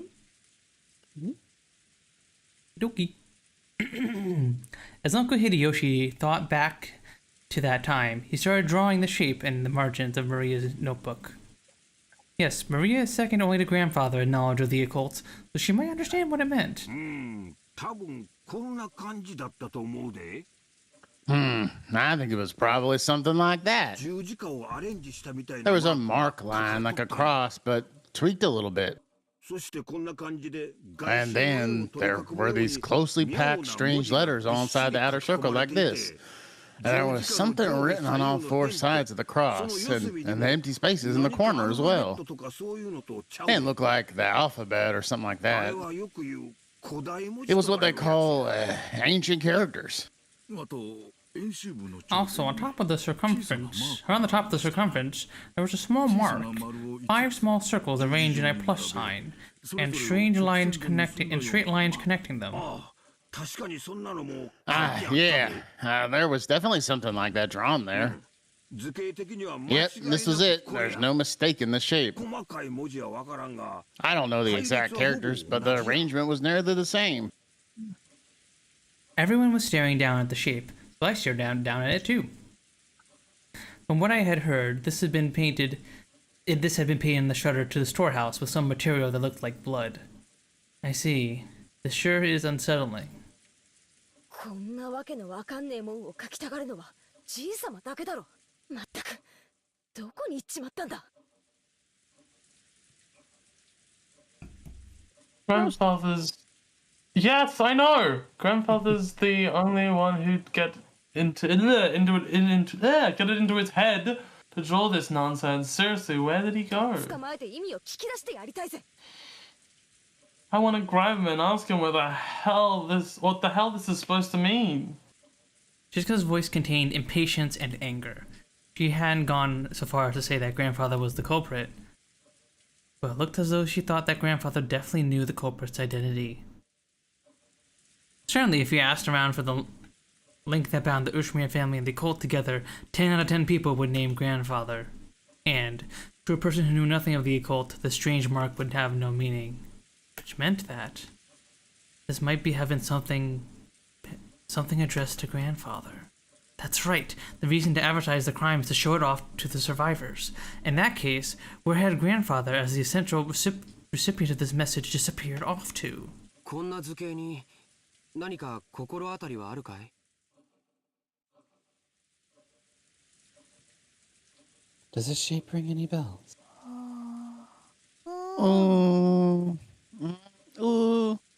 Maria looked at the shape with a serious face. Maybe she was enthusiastic since this was her area of expertise. However, her appearance was that of someone separated from the events at hand, as though this thing had been drawn on the shutter closed around her mother's corpse. My first impression was that the design resembled some kind of foreign cross-like symbol.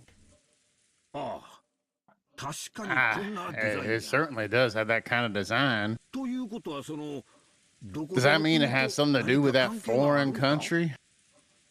The cross symbol was originally a crest from a religious order of knights and was supposed to protect pilgrims traveling to sacred places. つまりこの魔法陣には宗教的な意味があるってことかよ。ますますにちんぷんかんぷんだぜ。 Then this magic circle has some religious meaning or something. This is starting to sound like gibberish. When I looked over at all of them, preparing to jump into the discussion, something shocked me. Maria was grinning, an eerie expression on her face that defied description. Sort of grin, almost like she was making fun of everyone's ignorance. It was an expression that I wouldn't even have ever believed Maria to be capable of making. And then she laughed. An eerie, jarring laugh. Even though I was looking at it right in front of my eyes, I didn't want to accept it as real.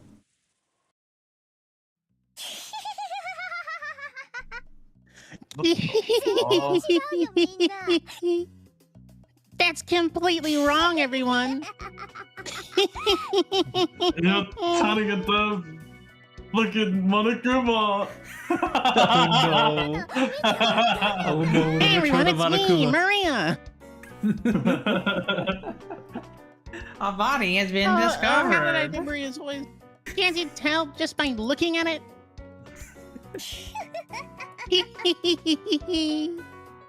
While everyone was scared out of their wits, Maria alone kept on cackling happily.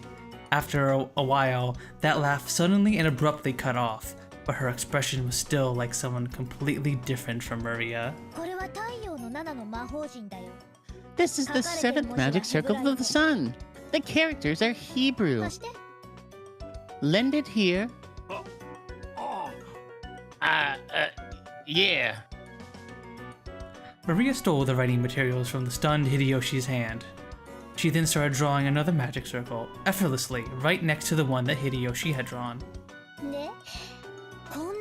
See? It was that kind of shape, right? Yes, it was.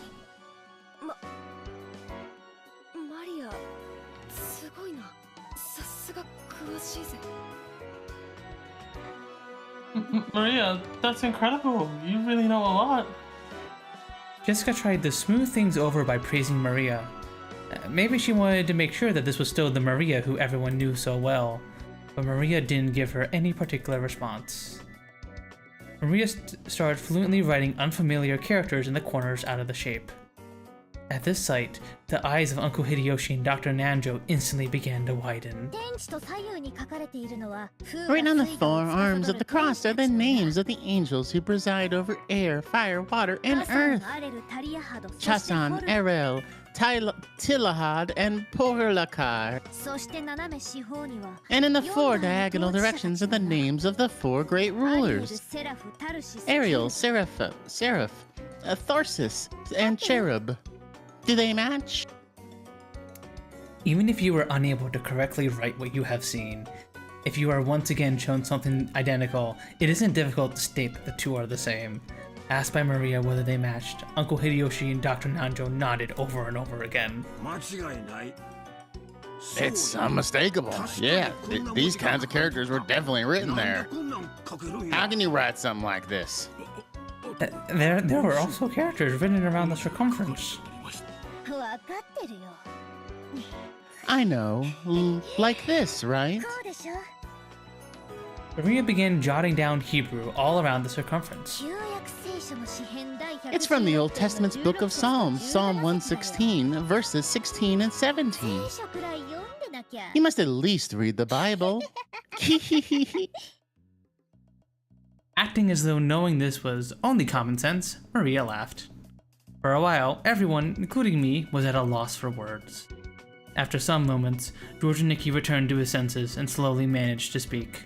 すごいね。 That's incredible. I'm そ surprised. れでこの魔法陣には So どんな what 意味が meaning ある does this magic circle have? 太陽の力を借りる魔法 It's a magic circle to borrow the power of the sun. 黄金で描き、護符にして He who wears 身につけ it た as a ものは talisman drawn in gold shall receive the power to break free from the bonds of any prison and gain freedom. 力を授けられる。束縛から逃れ、自由を得られる。意味深だぜ。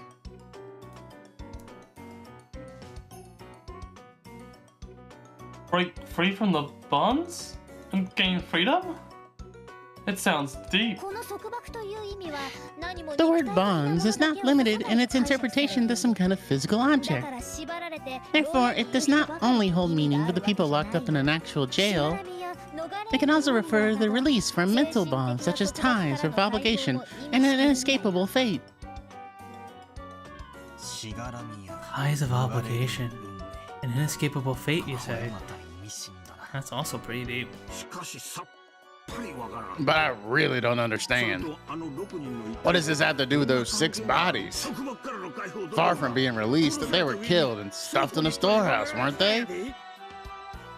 別にその6人のために It's not like the magic circle was drawn for their sakes. 魔法陣のために The 6 of them were there for the sake of the magic circle. お気の毒だよ。 It is truly pitiable. どういう意味だい What do you 魔 mean? 法陣のために6人 What が in い the る world って do you のは mean to say the 6 of them were there for the sake of the magic circle? Maria lifted her index finger and wagged it as if she were making fun of us. それは演習部に書いてるよ。 That's written around the 読 circumference. めないかな Can't you 詩 read? 編第116 Psalm 116, verses 16 and 17. 読んであげるよ。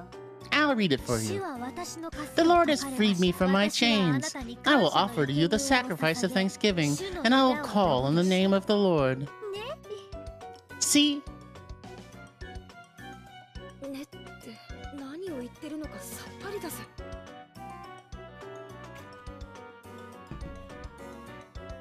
See, you say. I have no idea what you're saying. 生贄だってのか You're saying that they're sacrifices?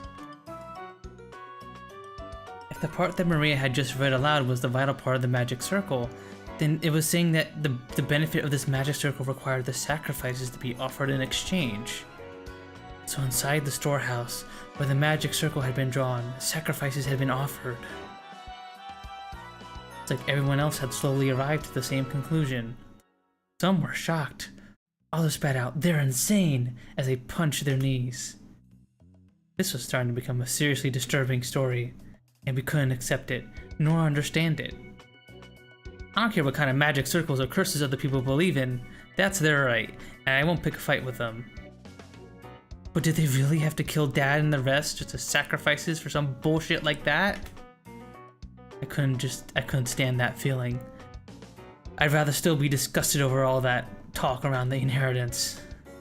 I started getting pissed off with a feeling between anger and sadness. I broke from the circle everyone was in and returned once again to the window. Something had gone insane since yesterday. That letter from the witch Beatrice that Maria had read aloud at last night's dinner. I feel like ever since that point this whole mansion and this whole island begun to be drawn into some kind of peculiar world. That's right. When I think back on it, that letter was an invitation from the witch. The ruler of the nighttime island had to invite us inhabitants of the day into another world. With the phone and the radio interrupted and the island cut off by the typhoon, you can now call it another world cut off from the real one. Yes, on this island right now, it is perfectly normal for witches to send letters and for sacrifices to be offered to magic circles. So what will happen next?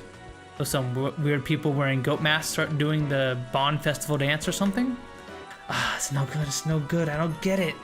Inside of my head's all screwed up and I don't know what to think. Anger, sadness, the opposing emotions all swirled up together and they started to suck me in. Unable to resist, I could do nothing but cover my eyes with my hands and entrust my mind and body to the spiral swallowing me.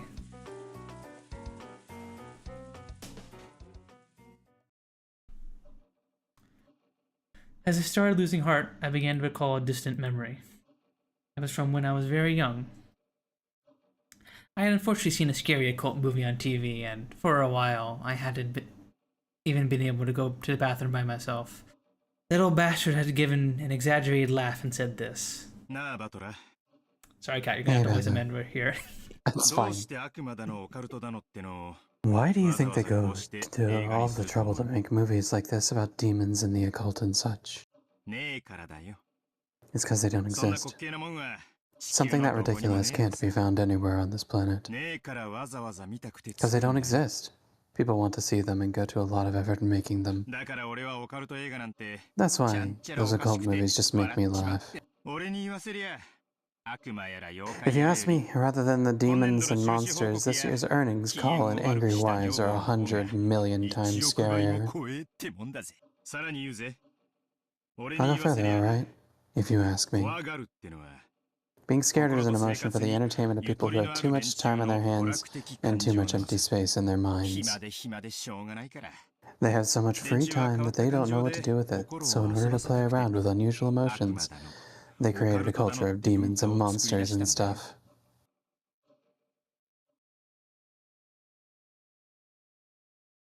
Seriously, why have I been acting so damn thick-headed? I was totally taken in. To hell with that shit. This is the human world. As if I give a crap about witches, demons, magic circles, and sacrifices. The human who killed Dad and everyone else is still on this island. That's all there is, right? Next to start speaking to my heart was Kyrie-san.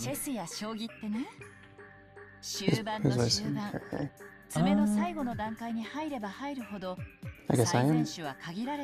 If you want, Kat. If you want to voice this... I mean, you were in the past. Yeah, but I don't have to. Do you want to do it? No, do it. You know, in chess and shogi, the deeper you proceed into the mating attack, the very last moment of the end game, the more limited your best possible moves become. Therefore, in that very moment, when you're backing someone against the wall, or someone is doing the same to you, both players' moves become infinitely easier to read. In other words, when you are completely cornered and think you have no moves left, that is the moment when it is easiest to read your opponent. However, when a person is forced into a defensive position, they can't help but lose their ability to think clearly, so they forget to read their opponent's move. That is when you flip over the chessboard. With all my strength, I slapped my face with both hands. Now my eyes were truly open. But you don't understand anything, and you're completely cornered just like I am now. Isn't that the perfect time to flip over the chessboard? With us put on the defensive, we couldn't even guess as the culprit's scheme. If you flipped it over and looked at it the other way, just how far could you see? First off, at the time the murders were committed by the culprit, they knew that the island was cut off by the typhoon. So they should have understood that even if they carried out the murders, they wouldn't be able to get away until next morning.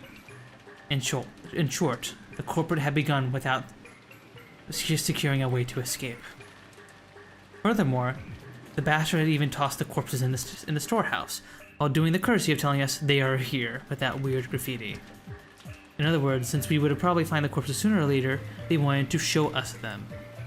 If we had all been dim and hadn't noticed the storage shed, perhaps the corporate's goal would have not been achieved. Oh, that's perfect, Rose. You know, that's awesome. I'm back. Yeah, it's just that the rainbow shit that's on this isn't exactly how you'd probably want it. I mean, it does look lower poly, which is maybe cool actually, but what's it called? If I could add the actual rainbow shit, I need CL to send me the shader, because I have no fucking clue where to fuck with in here. Do you need me to do something else in Unity than just send you the FBX and the materials? If you like, could what? export it as a VRM for me, so I could just directly add it into the throwing system, or let me. I can attempt that. I can see how that works. Yeah, and then after stream, I'll double check and see what file types Tits accepts, and then I'll package. Let you know. If we had all been dim and we had noticed the storage shed, perhaps the culprit's goal would not have been achieved. If you think about it this way, that murdering maniac, since this morning, he must have been watching our every move with bated breath. After all, if we hadn't been so kind to discover what was in the storehouse, all that hard work and preparation that had been done last night would have just gone poof. What did the culprit that want us to make us feel by showing us the corpses in the storehouse? All 6 of the bodies had had their faces noticeably destroyed. A grudge? A warning? The defacement of the bodies had occurred after death, so it had been the means by which the culprits had murdered. It didn't mean anything to those who had been killed. It had meaning to those who discovered it. Corporate wanted to show them to us. To look how brutally I killed them. Ha! After thinking this way, I really want to tell that asshole to stop taking me so lightly. Who would dance to that tune? As this I'm told, please be scared. I'm not just gonna say, really? Sure thing. And someone tells the great Ushimiya battler, entrance this way, I'm the kind of guy who will start wanting to sneak through the window. The next thing that concerned me was the attempt at a magic circle on the shutter. It was a genuine magic circle, declared authentic by even Maria, who had demonstrated that her knowledge of the occult rivaled grandfather's. They must have drawn this thing in pitch black darkness while holding an umbrella in one hand. And it must have taken a lot of time. That's a formidable amount of hard work and attention to detail. What purpose would have been worth all that effort? If something related to the occult happened in this mansion, most likely we would all automatically suspect the involvement of grandfather. Did they want to make us think grandfather was involved? But if that was all they wanted, then they could have just drawn any old scribble that looked like a magic circle. It wasn't like any of us amateurs could tell the difference between genuine and fake. However, this magic circle was genuine, and furthermore, it had even been written in Hebrew. So this magic circle had a message that could only be understood by someone with knowledge of the occult. Messages are a form of communication. You send them and hope for a reaction from the other party. Reaction? For some reason we couldn't find grandfather now. I don't know how grandfather could have managed to see the magic circle on the shutter. But had he chosen to hide himself in reaction to that sign? No. Was it a trap to make us suspect grandfather's involvement? You could read it either way. Damn, that's annoying. What kind of reaction was the culprit hoping to get out of us by showing this imitation of the occult? Somehow, this felt like the culprit's weak point? I think I read that wrong. Somehow, that felt like the culprit's weak point. A section of Beatrice's letter that Maria read aloud during last night's dinner sprang back into my mind. The part that said, I ask you to enjoy your battle of wits. Sounds like fun. This is a battle of wits between us and the witch. Which will be first? Us being swallowed by your occult games? Or me revealing you for who you are? There's a whole day until the typhoon passes. Why not enjoy yourselves?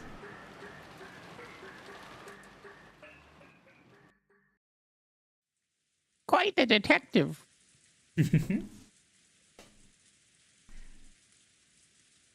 I was trying to get his detective A game on. I finally noticed that the inside of the parlor had gone quiet again. Everyone had sunk into their favorite sofas, some deep in thought, some irritated, some depressed. Maria was once again enjoying the television as if she had never left it. Looks like she had found the commercials more fun than the boring program, as she happily yelled, "Ooh, ooh," and giggled. I stared at each person's appearance in turn. If there isn't a 19th person, the culprit must be in this room.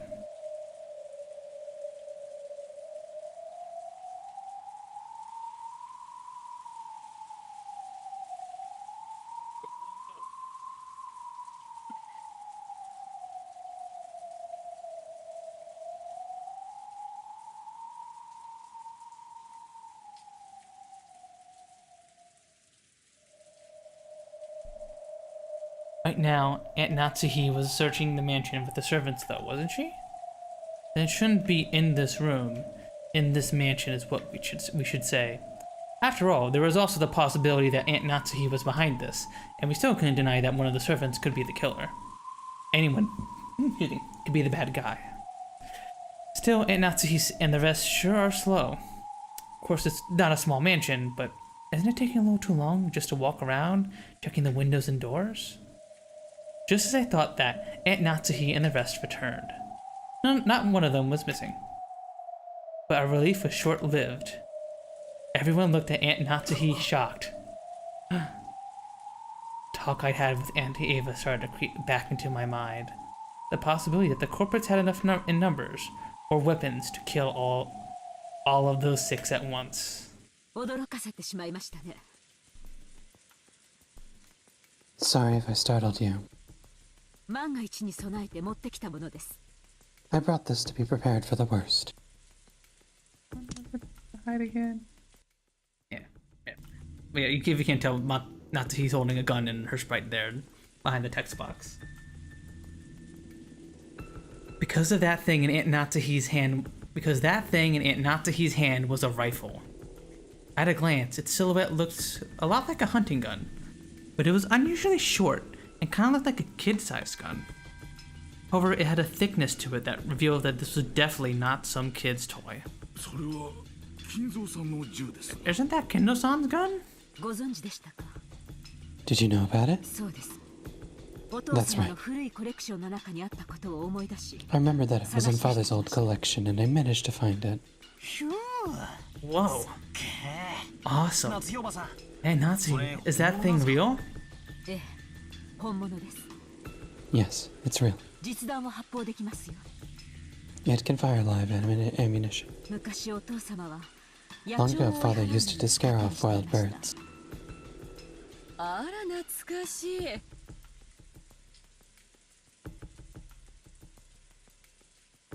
I remember.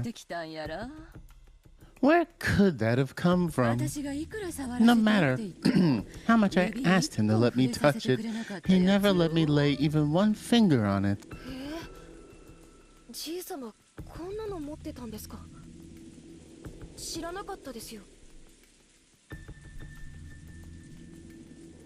Huh. Grandfather had one of these? I didn't know. Long ago, Grandfather was really addicted to westerns. That generation really liked this kind of rifle. It looks like it has some considerable history to it. I've never seen one this short before. I remember that gun. That's the one gunman goes firing off with in that old movie I used to love. Father sure has good taste.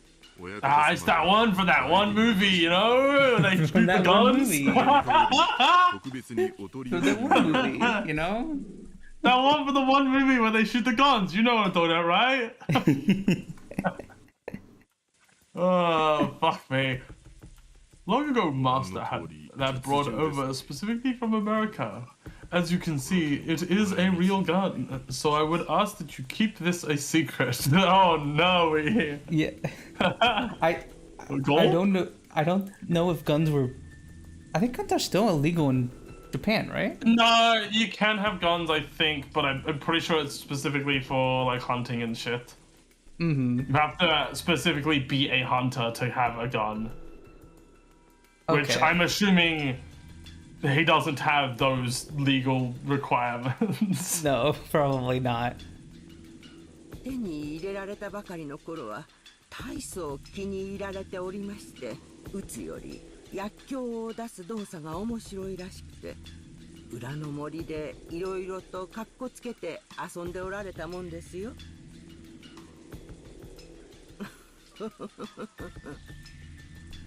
Oh, apparently you can also be an athlete. You could be an athlete. You can have a gun. That makes sense because, you know. Right. Yeah. So there's a few things, but it's really strict.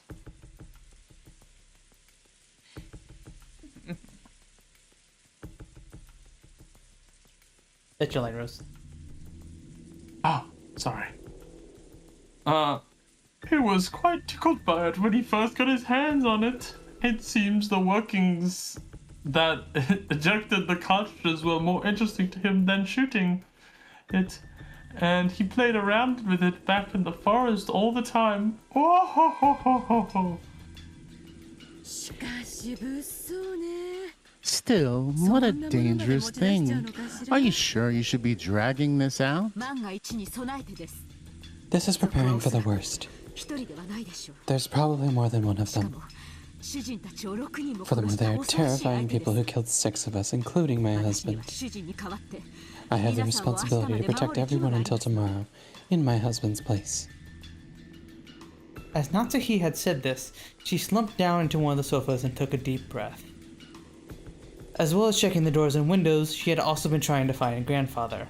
Since grandfather was not with her, apparently his whereabouts were still unknown. I carefully checked all the windows and doors throughout the mansion. However, we must be prepared for anything. Everyone, I think it would be best if we all remained here.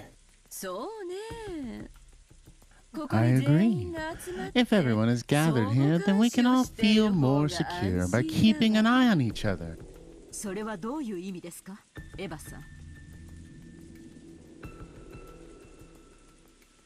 What do you mean by that, Eva-san? Nothing really. I'm just agreeing with your opinion, aren't I? There was a dangerous atmosphere between the two of them. If we thought about who stood to gain the most from the inheritance problem standpoint, Auntie Ava was the obvious answer. However, there was no proof that Aunt Natsuhi was innocent. No. If you view Beatrice's letter as grandfather's elaborate prank, and think of this incident as just an extension of that, there was more than enough evidence to doubt even grandfather. And Natsuhi thought that the criminal was on the outside, but Auntie Ava thought the criminal was on the inside. In short, it was the question of whether or not a 19th person exists. It was a doubt that had been repeated endlessly since last night's dinner with the letter from the witch who called herself Beatrice. So was the culprit among us or not? And did the witch Beatrice exist or not? If you assume that something as stupid as a witch couldn't exist, it was the same as saying that one of the relatives here who shared a common bloodline was the culprit. If you didn't like that, then it would be much more comfortable to simply accept the fairy tale about the witch. Did a witch do it? Draw that weird magical circle and sacrifice those people? If I could only accept that rubbish, I would be able to completely trust everyone in this room. However, damn common sense got in the way. It kept repeating that witches don't exist. In that case, the culprit was among us. In the middle of the seemingly... Among us? I'm surprised it took you. You missed it the first time. Dun dun dun dun dun dun dun dun dun dun dun dun dun.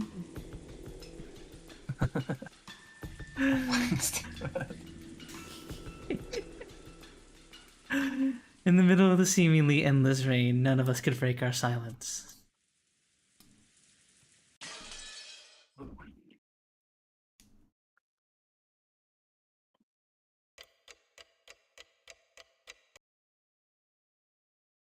Several hours later.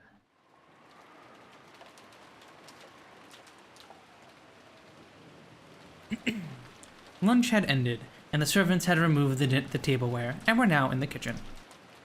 The wind and rain had neither weakened nor strengthened, and the island remained cut off from the outside world.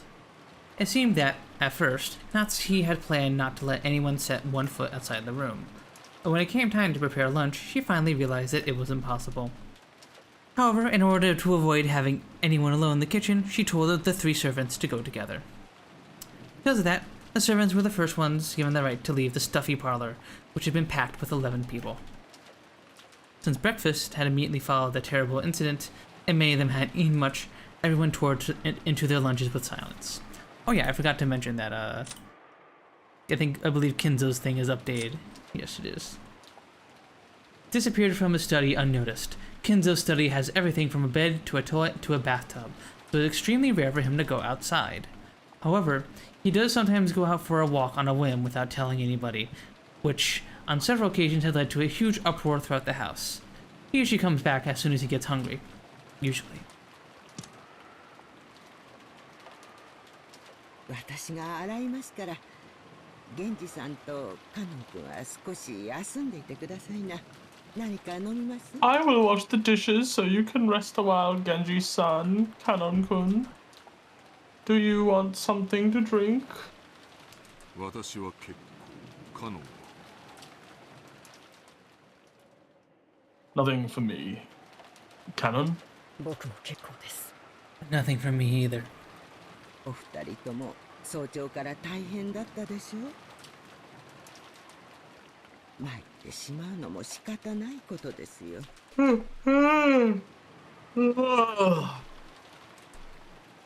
You two must have been so busy and so early in the morning. It's no wonder you're worn out.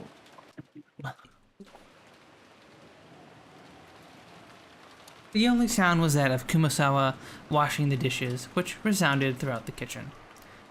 Genji and Kanon sat in some chairs a short distance away, their eyes slightly closed. Just as Kumasawa had said, those two had probably built up a great deal of fatigue, but that didn't mean they could let it show in front of their relatives. Avoiding that was one of their virtues. After the silence had continued for some time, Kanon opened his mouth and muttered, Shannon, why did she have to die in such a horrible way? 死に方のことは忘れなさい。ただ運がなかっただけだ。Forget about how she died. It was nothing more than bad luck. そうですね。 You're right. It was nothing more than bad 運 luck. がなかっただけです。 They both fell silent once again. Kan's expression was filled with grief. シャノンちゃんが死んじゃったなんて、未だに信じられませんよ。本当にかわいそう To think that and wrong one. To think that Shannon-chan's actually dead. I still can't believe it. Poor Shannon-chan. もう会えないなんて嘘みたいですよ。 Damn, how the fuck do you all keep doing like such different voices? It's fucked. The fucking scenes where Kat has to fucking talk to herself like a million times. No, my pain. Yes, no, our pain. Not being able to meet her again feels like a lie. もう一度 I just wanted to see that girl's smiling face one more time. Kumasawa spoke of her back facing them. Kumasawa hadn't seen Shannon's corpse, so she had no trouble mentioning Shannon's face. When Kanon heard those words, it reminded him of how only half of Shannon's face had been left, and his grieving expression twisted even further. どうしてベアトリーチェ様はシャノンを Why did Beatrice-sama do that to 生贄 Shannon? が欲しかったなら If she wanted to sacrifice, there were plenty of others to choose from. どうして Why? ど Why? うしてただ運が悪かっただけだ。It was nothing more than bad luck. If chance had fallen even slightly differently, it could have been me or you lying out there.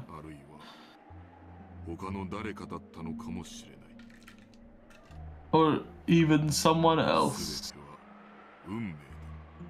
Everything is left to fate. Genji-sama, you said that the door to Madame's room was stained with traces of something like blood, right? The same substance that was painted on the shutter?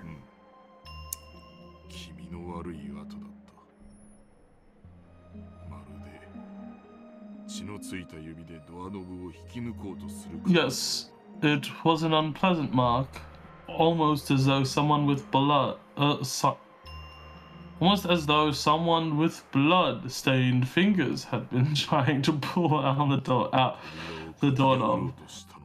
No scratch. No scratch through the door. Oh, I see. That sort of unpleasant mark. Is Rose's audio starting to get a little crackly? Or is it just me? Ah!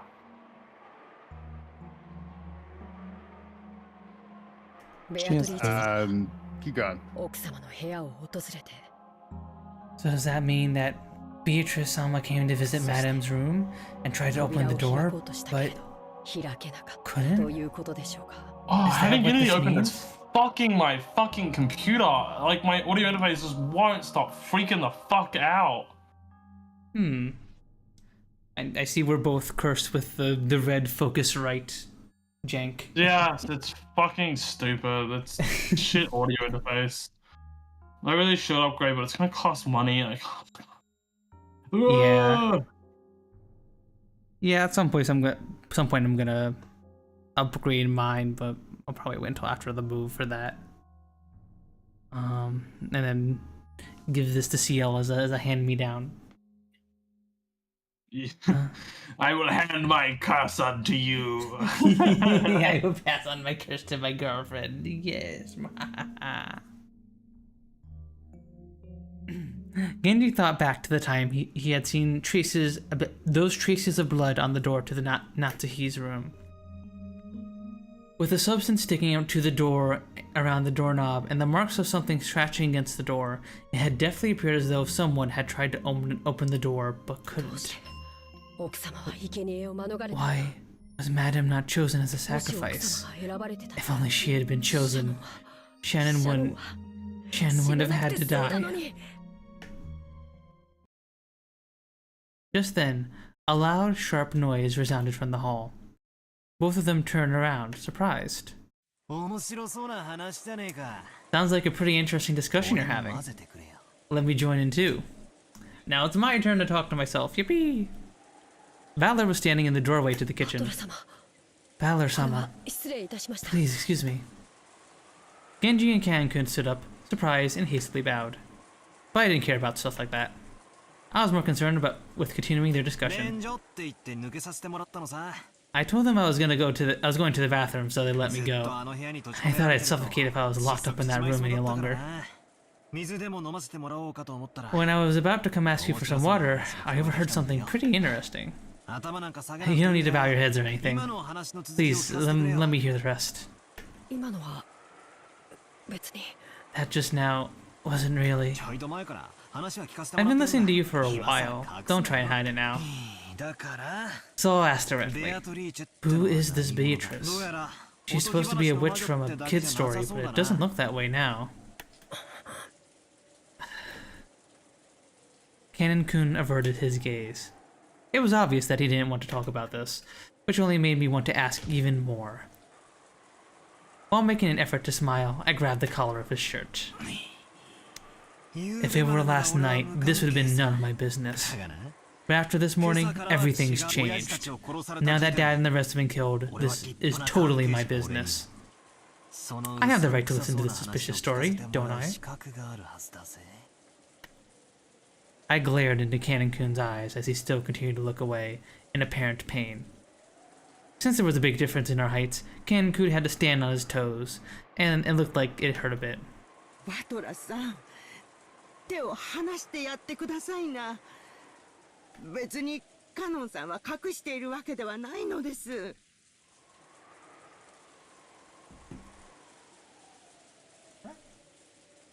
One second. Battle-san, please let go of him. It's not like Canon-san is really hiding anything. Then you won't have any problem talking about it, right? It's lonely being out of the loop, get it?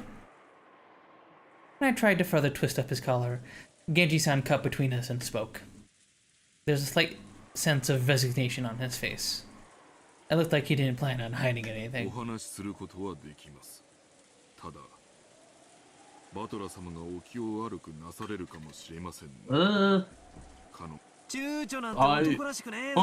There you go.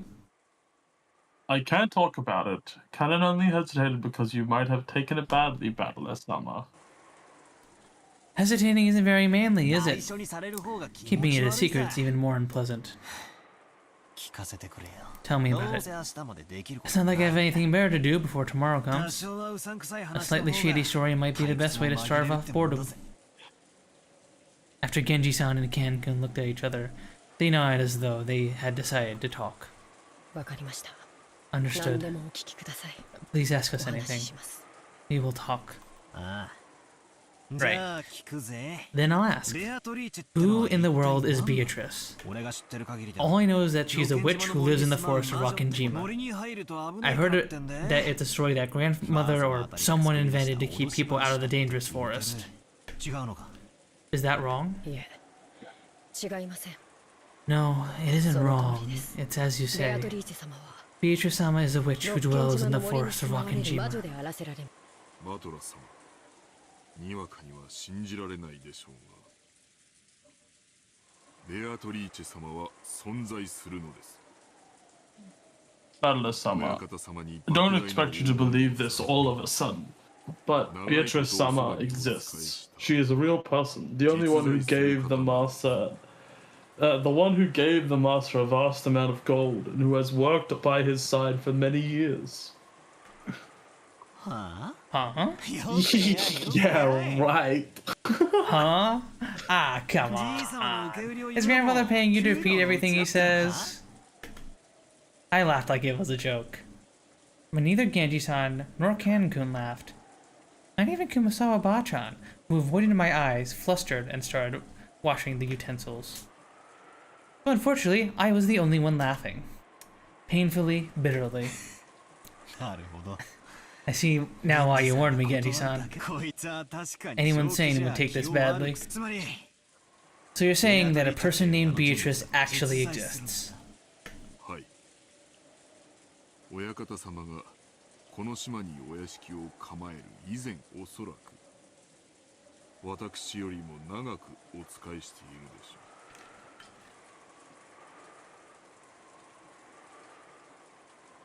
Yes, she has been working for the master since before the mansion was built on this island. Most likely, she has been working for him even longer than I have. What do you know? For him? Kyrie-san's theory was off. Which heroes? With him or for him? Working for him even longer than I have. Yeah, but it sounds like she has all the fucking power.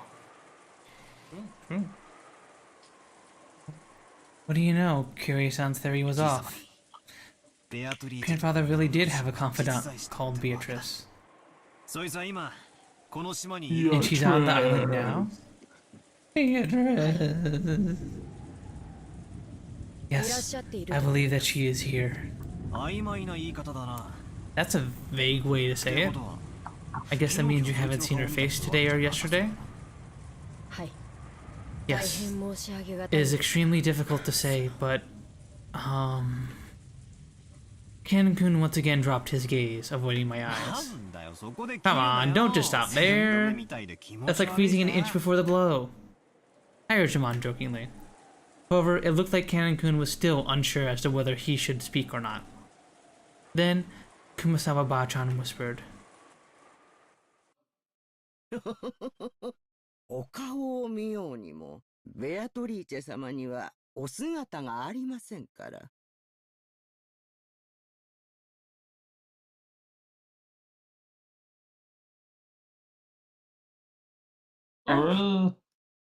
Yeah. Ho ho ho. You cannot see her face because Beatrice-sama has no form. Or she is just a possession thing. Yeah, maybe she just is straight up possessing Maria. She has no...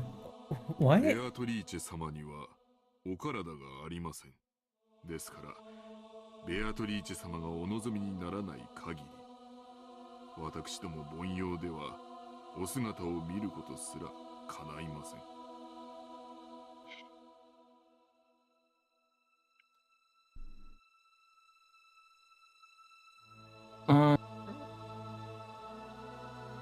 Oh, wait.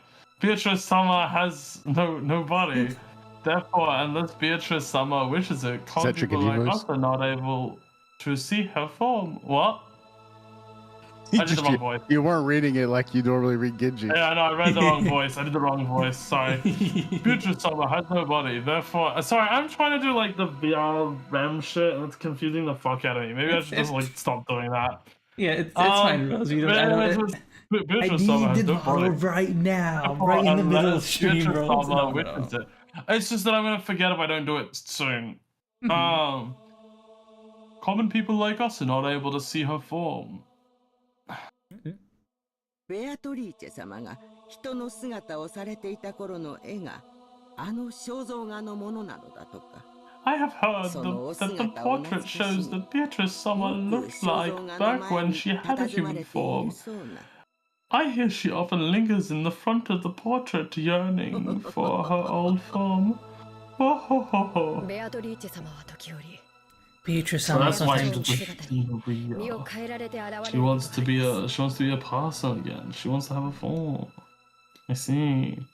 Beatrice-sama sometimes changes her form into glittering butterflies and shows herself.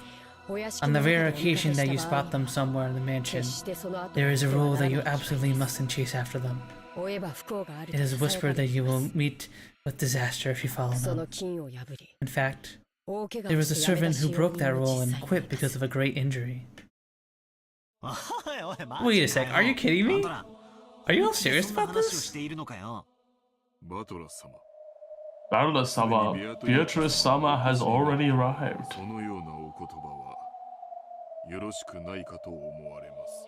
Such language may be unwise.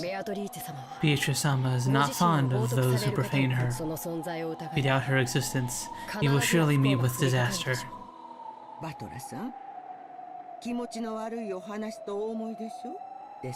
Battler-san, you probably find this story unpleasant, but you know what? Beatrice does exist, okay? Gulp.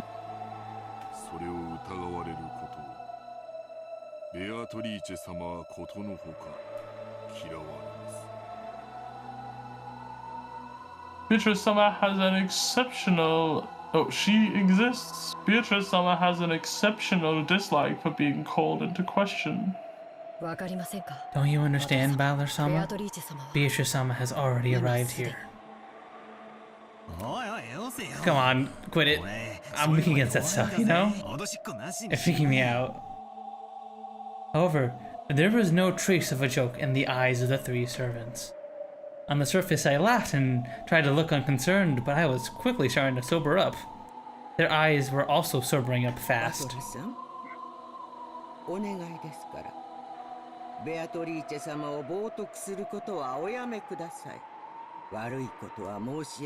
Battler-san, I beg you stop profaning Beatrice-sama. Please trust me.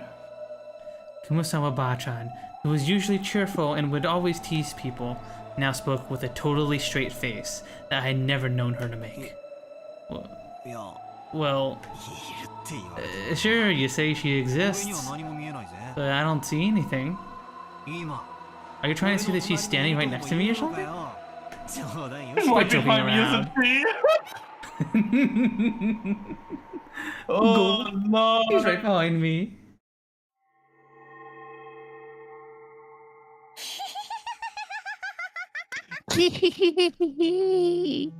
Just then, that unnerving laugh suddenly filled the kitchen.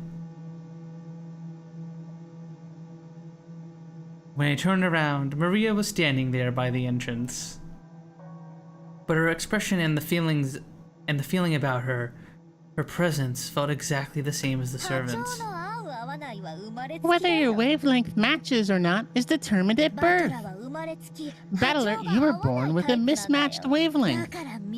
That's why you can't see her, can't meet with her, can't talk to her. You're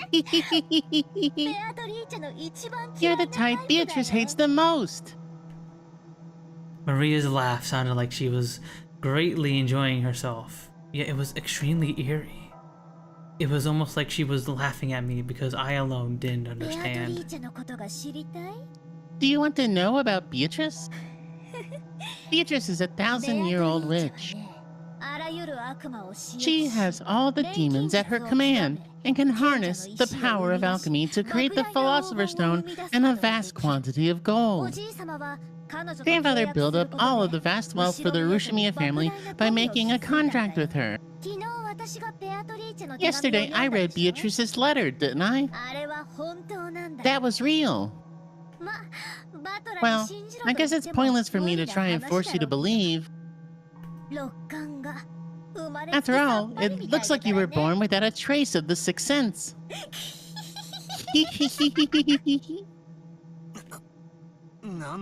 What are you talking about? Witches? Demons? Who told you that? I heard it from Beatrice herself. Maria kept on doing that unpleasant laugh. However, the servants who watched over this didn't even blink. She heard it from that witch in the portrait adoring the entrance hall? Maria kept on laughing in a weird voice, as though this was nothing more or less than the truth. Maria, it might be rude to ask, but I'll ask one more time, okay? Who gave you that letter yesterday? I got it from Beatrice. How many times must I tell you before you understand? You don't get it, do you? You can't see her, I know. You can't believe it, I know. Just then, Maria's laughter suddenly stopped. Battler, you still can't tell that Beatrice exists? She exists, you say? But where? Like I said, Beatrice exists right here. That's right. Now that I think about it, I've been feeling for some time now that the others haven't been looking in quite the right direction. I figured that everyone had just been gazing into the distance, but that wasn't the case. The four here, Genji-san, Kanon-kun, Kumasawa-san, and Maria, everyone except me, was looking at a spot right behind me. Holding my breath slightly, I slowly looked over my shoulder. Of course there wasn't anyone there. I'd known that the whole time. However, everyone in the room except for me was focusing on that point as if there was someone there. Beatrice is a great witch of gold who has lived for 1,000 years. But she can't show her form to humans of the wrong wavelength, and she can't talk to them. And you know what? She finds that really sad. That's why she truly despises it when people like you, who were born without a fragment of magic sensitivity, deny that she exists. You're lucky, Battler. Good thing that I gave you that charm yesterday, right? Who knows what kind of curse Beatrice would have put on you by now if you hadn't been carrying it around. You really are lucky, Battler.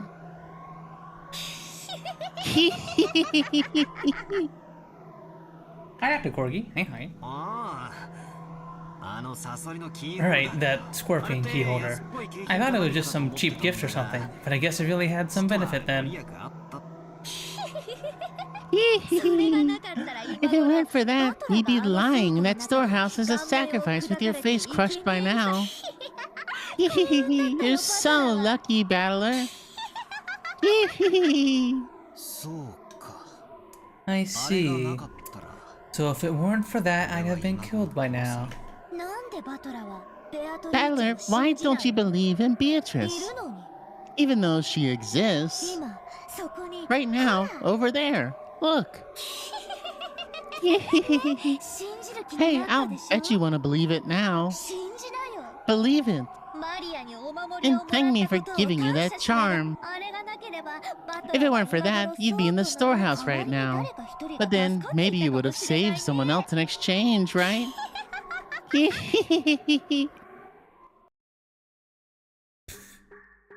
Right then, I burst into laughter. Playing witches has been pretty fun up until a second ago, but unfortunately, that last one didn't quite hit the mark. That's no goddamn good at all, is it, Maria? If that's true, then I'm sorry. That's now no goddamn good at all. Maria saw me suddenly start laughing. She stopped. Even though she didn't understand what I was laughing at, she realized it wouldn't be pleasant for her.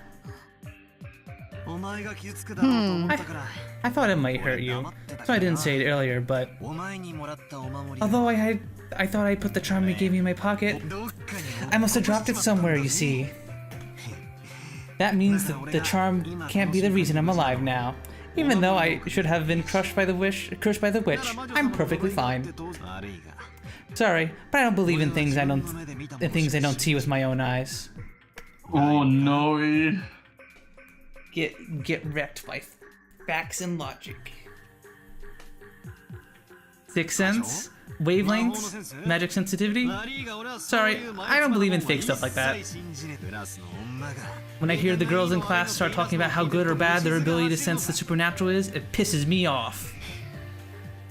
I don't know how much grandfather is paying you, but if you're trying to talk me into joining some cult, believe me, you won't be able to do it that easily. Battler-sama. You guys are free to believe whatever you want. But when it comes to whether I believe or not, that is always for me to decide. Sorry, but I can't believe in something as shitty as Beatrice until I've seen her with my own eyes. I spoke forcefully and sharply. When I did, Maria started cackling again.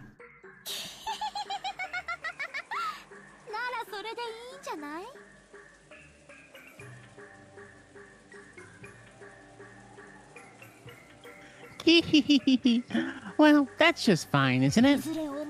Eventually, even people like you with totally mismatched wavelengths will be able to see Beatrice. Very soon, she will revive. Beatrice will revive. Once that happens, she's promised to talk with me and play with me a lot. There's neither a need to doubt nor force yourself to believe. She will appear very soon. Hee hee hee.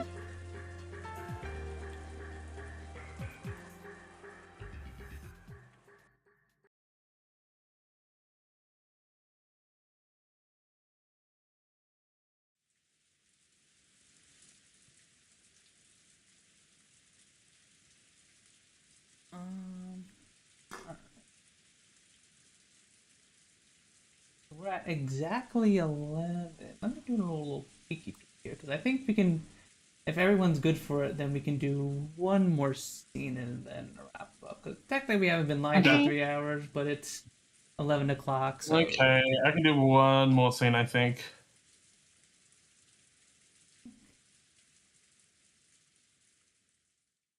Yeah, we do one more scene and then we wrap up. Does anyone need to take a break, or are we all good to continue? I'm good. I'm good. Okay. Some people usually head to the bathroom after a meal, others prefer to take a short nap. It seemed that several people had gone out of the parlor, just like I did when I went to the kitchen to drink some water. In the end, Aunt Natsuhi's order to keep everyone packed together in the parlor was reluctantly withdrawn, under the condition that no one was to be on their own, and no one was to go far from the parlor. After all, if 11 people were shut up in the same room, starting early in the morning, the air would start to stagnate. And now that a little time has passed, everyone had started to recover from the shock of that morning. Maybe their sense of danger was weakening over time, too. However, it was a certain fact that 6 people had been killed inside this mansion, so no one was completely negligent. So when they went out into the hallway for a breath of fresh air, trying to act tough, they would get scared of standing there, isolated, and would end up returning to the parlor. Like that fable, you know, the north wind and the sun. If you force someone to stay shut in, they'll resist, but if you tell them to do whatever they want, they'll come back obediently. People sure are hypocrites. When the servants finished cleaning up from the meal, they returned obediently to the parlor just as Aunt Natsuhi had told them to, and sat in a sofa near the entrance, patiently awaiting orders. Maria, almost as though she had suddenly finished playing witches, had returned to the pure Maria I knew well, saying ooh ooh. What in the world was that back there? I hadn't felt even an atom of the presence of this person called Beatrice supposedly standing behind me, invisible. However, it felt like inside Maria I could catch a glimpse of a little of that presence. 確かにマリアちゃんは魔女とかの話になると人が変わるね。 You're right. When Maria-chan starts talking about witches, she changes. 昨日海岸でバトラ君も見たでしょ。 Butler-kun, you saw it down by the beach yesterday, right? You mean when she gave me that scorpion key holder?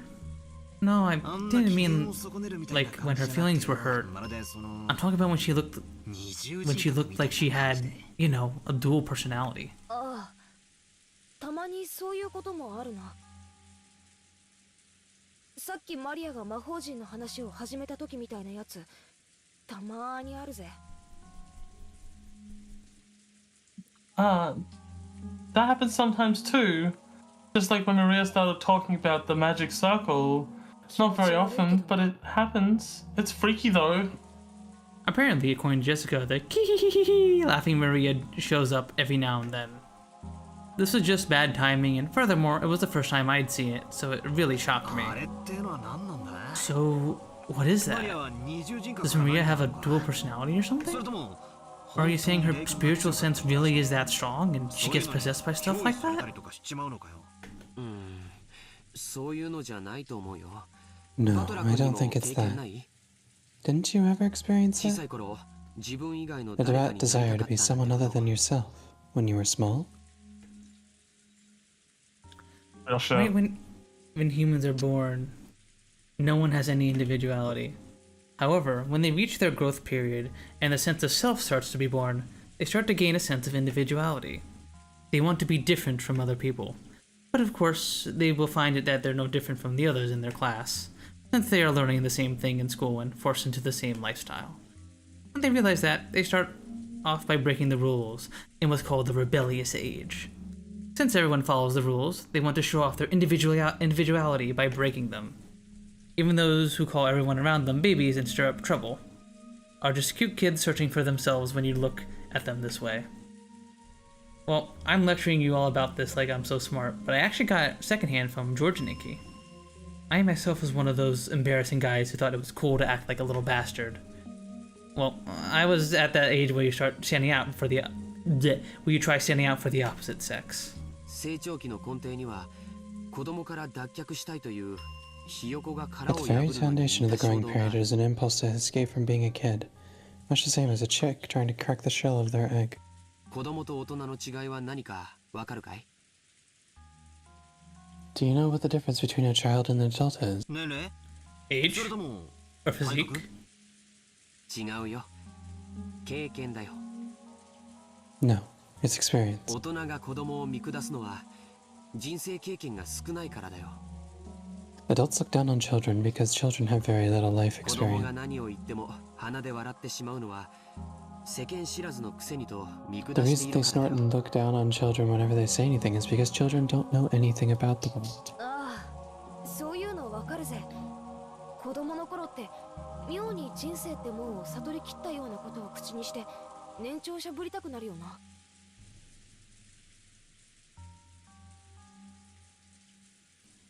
Yeah, I know what you mean. When you're a kid, you try and say things like, you've got life all figured out, and try to act like an adult. 大人は子供が何を言っても世の中甘くないとか社会に出ればわかるとか鼻で笑ってる。no matter what a kid says, adults will just snort at them because they're too naive or because they don't understand or because they'd understand once they grow up or something. Well, it's probably true, but to a kid, it's just annoying. Like they're being looked down upon. I get it. But whether they have knowledge and experience. You're right, you don't earn respect just by becoming old and not achieving anything.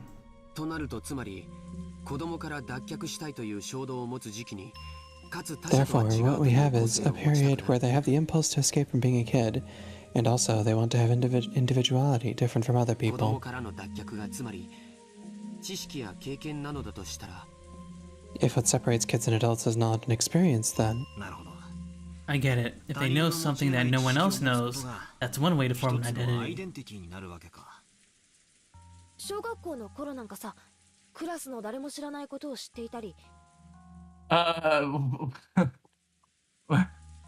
When you're in like elementary school, if you knew stuff no one else knew, had stuff no one else had, wore stuff no one else wore, you could become a bit of a hero for it.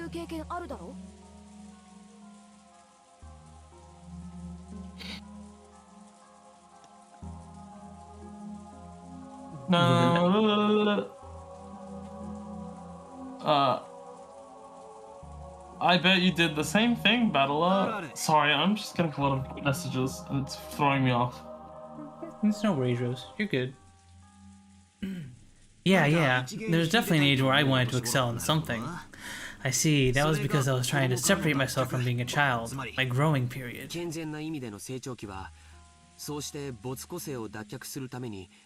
If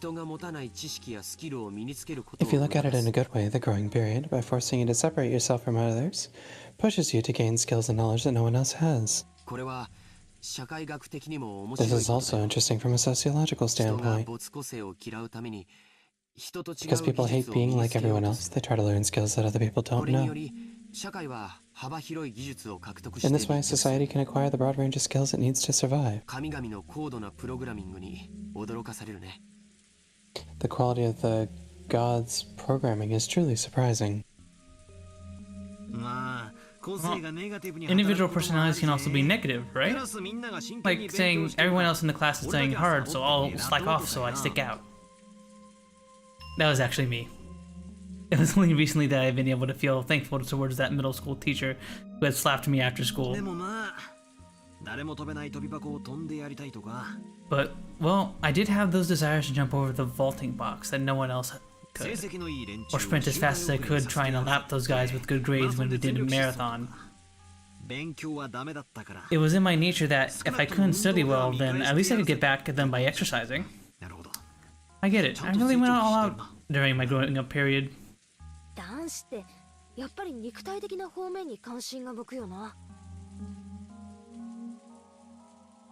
I guess boys do tend to focus more on physical things.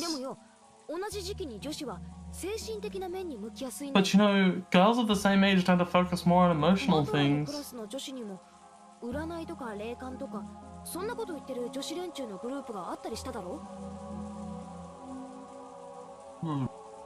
I'll bet there were groups of girls in your class that were really interested in like fortune telling and their spiritual senses. Yeah, there was. They'd come over asking me for my sign and my blood type, and then they laugh. Ah, I thought so. It really got on my nerves. No matter which class you go to, girls like fortune telling. There was always a group that went about spirit senses being strong or weak, or sensitivity, or seeing things that can't be seen. Oh.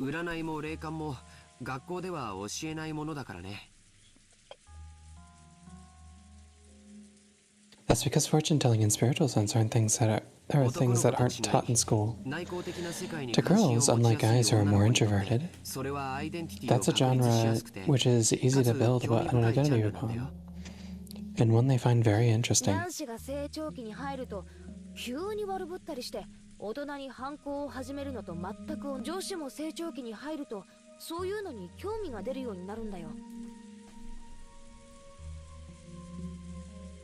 Just like when boys enter their growing period and start acting tough and rebelling against adults, when girls enter the growing period, they start getting interested in that kind of thing instead. Well, not me though. So Maria having so much interest in the cult, isn't that rare among girls her age? And if you accept that, I wonder if that explains that creepy dual personality thing. Was it, Rose? So I guess that makes sense. Yeah, kinda.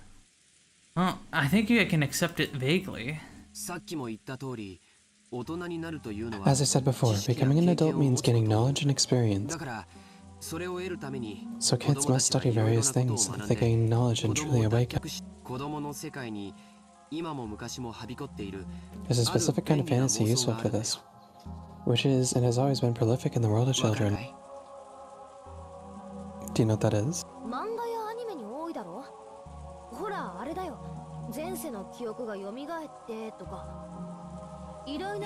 See it all the time in manga and anime, right? You know, like memories coming back to you from a former life, or like channeling the soul of a great whatever. There's also sleeping genes awakening, or sealed powers or memories returning. There's lots of versions. For some reason, those kind of things are really popular at that age. Why is that? All of those examples you just mentioned are fantasies by which children can immediately add knowledge and experience to their childhood selves. Even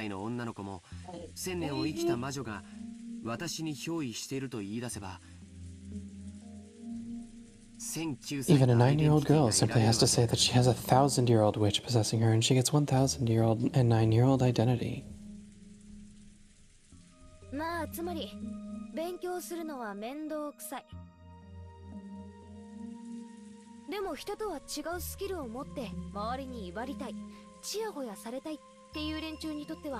So what you're saying is that for people who think studying is annoying but want to learn different skills from everyone else, brag about it, and get attention from it, it's a convenient delusion? So you can brag about something without having to work hard or study. I see. Isn't that a kid's greatest dream? Furthermore, their ideal self-image is always self-projected onto their desires to escape from being a kid. It's not rare for that desired form to become established as an alternate personality.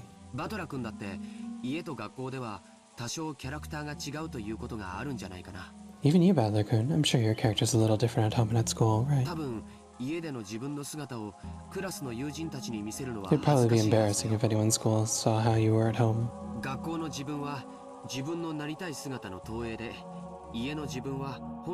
At school, you try to project yourself as you want to be, but home is where you are your true self.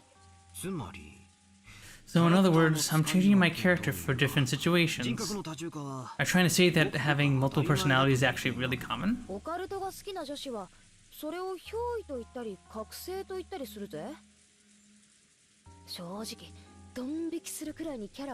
A girl who was a fan of the occult might say that she's being possessed or has awakened. Honestly, there are some kids who can change their personality so drastically it can change your whole opinion of them.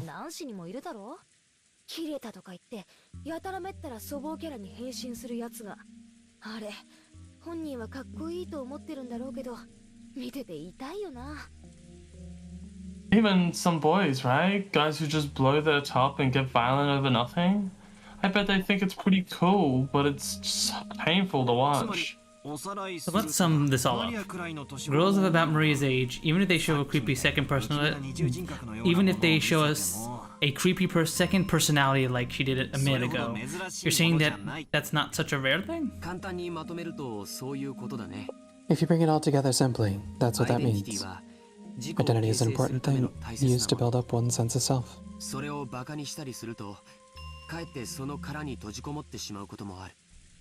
If you can make fun of that, it could actually cause children to go back into their shell. So it's important to go along with them to some degree, although to accept it completely requires the tolerance of a parent. Aniki, I can't believe you are married. Like you're I already don't know if raised you his should be innocence. saying that to him right now. Yeah, they probably Oh should my be saying that. to her. god, what the fuck? Literally the worst fucking moment to say that shit. What the fuck, Con? I mean, like, technically, he was married for, like, Well, a no, little bit he there, wasn't that married. No, he wasn't No, married. He had a okay. fiance. Yeah, he had a, Yeah. I guess, yeah, he had a fiance. Close or enough. Engaged. Close Close enough. Then I wonder if Auntie Rosa also knew much about Maria's dual personality. 知ってたぜ。ここだけの話。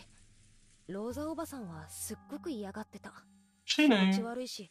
Just between us, Auntie Rosa couldn't freaking stand it. She said it was creepy. Can I just like fucking instead of friggin'? If you want to, Just probably. making Maria more and more separated from the rest of the class. だから Friggin' just sounds so マリアが本当 stupid. の話を始めたり、魔女み I'm たい like な声を friggin' 思い出 god. したり必ずビンタしてたぜ。だからマリアもロー um, ザおばさんがいる時にはそういう話をしないようになったみたいだけど。 so anytime Maria started talking about the occult or laughing like a witch, she'd slap her. And it looks like Maria stopped talking that way in front of her. maybe it was just a little game from a girl facing her growing period. That thing that had happened back there. Just a girl trying to show that she was different and independent by holding interest in witches and the occult. And since she wanted to have another side to herself that wasn't infantile, she was switching between her normal personality and the personality of her ideal witch. In the beginning, I had found that very disturbing, but after George and Nikki's lecture, it felt like this was the path that everyone walked down at one time or another. I haven't told anyone, but when I was in kindergarten, I joined up with a little gang of kids trying to form a Earth Defense Force, saying we'd help protect peace on Earth. My face turns red when I remember how when we were what we call battle practice, we would chant EDF, EDF. Just like usual, Maria was relaxing, immersed in the TV, oohing and laughing just like any girl her age. But on the inside, another personality, that of the ideal witch that she admired and blindly accepted, was sleeping. But that wasn't anything extraordinary. It was perfectly natural for a girl of her age. I calmed down a little. I started to recover from the shock of my bizarre experience in the kitchen. If I hadn't talked to Nikki and Jessica, I might still have been frightened by the idea that an invisible witch was standing right beside me. However, can I really accept that as an explanation of what happened back there? If it had just been Maria, I could have explained it as the fickle fantasies of a growing girl. But Genji-san, Ken-kun, Kumasawa Bachan had also been there. None of them had denied what Maria said. They had silently accepted that Beatrice exists. I'm starting to feel a little uneasy. Auntie Ava had claimed that no 19th person exists, saying that someone within the family had committed the crime in connection with their messy quarrel. On the other hand, Aunt Natsuhi had claimed that the culprit was hiding somewhere outside the mansion. That meant that she was denying that the crime had been committed by one of us, accepting that a 19th person exists. And in the kitchen, Maria and the servants had agreed that a 19th person exists. But according to them, this 19th person isn't human. They say that it was an invisible witch plotting something mysterious. Is there a 19th person or not? And is the culprit a human or a witch? For some reason, I couldn't just laugh off any of the possibilities. Not even the most ridiculous one about the witch.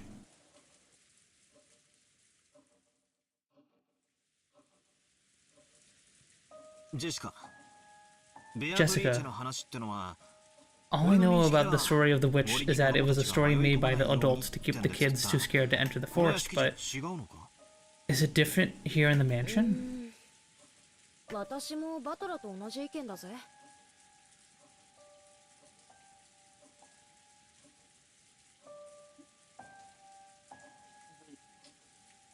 I'm with you on こんな this. のは子供に言うことを聞かせるために親が作った間抜けな階段だと思ってる。でも I think it was just a dumb ghost story made by parents so their kids would listen to them. but I can't deny that the atmosphere inside the mansion makes it a little hard to say out loud. Because grandfather has proclaimed that Beatrice exists. And because of their position, the servants can't doubt that. Jessica's mother and father don't want to get into a fight with him either. So on the surface, they go along with it.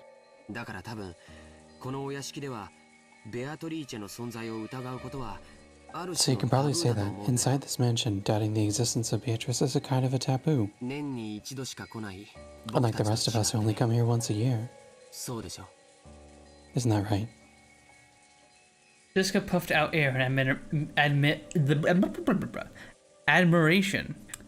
It looked like Aniki had guessed right.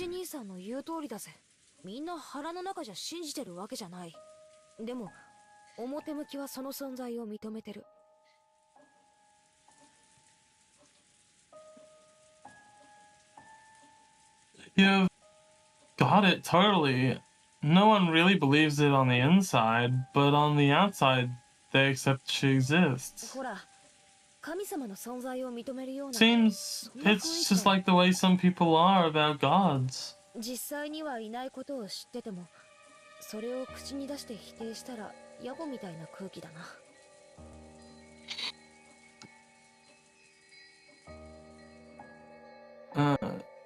See, it's just even if you know there's actually no such thing, it feels rude to actually say that out loud.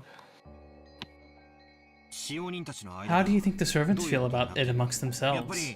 Is it true that since grandfather who employs them says she exists, they have to go along with it?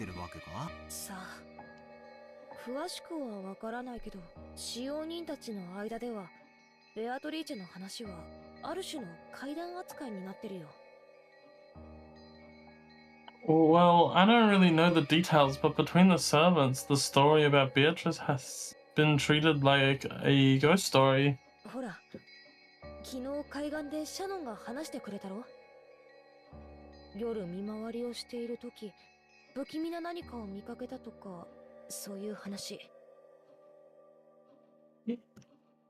Remember yesterday when Shannon was talking to us down by the beach? And about how they saw unsettling things while they were doing the rounds in the mansion at night? She had said something like that, hadn't she? Back then, I didn't give it much thought, assuming that she was just going along with the displeased Maria. But now that I think about it, she did say that and completely seriously. That's right. She definitely said it. She definitely said the same kind of thing that Genji-san and the rest had all unanimously declared back in the kitchen.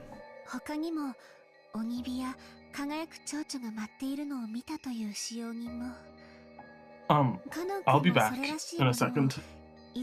Okay, Bruce.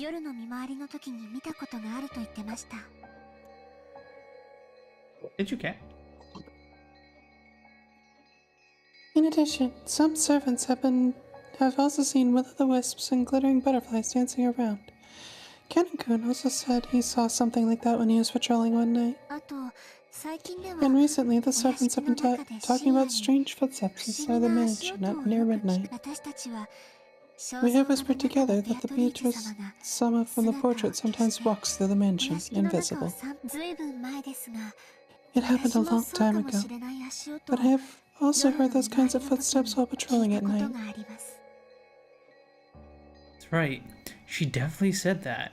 Exactly the same thing that I had been told just now. But there's nothing to be afraid of, you know? Beatrice-sama is another ruler of this mansion, separate from the master.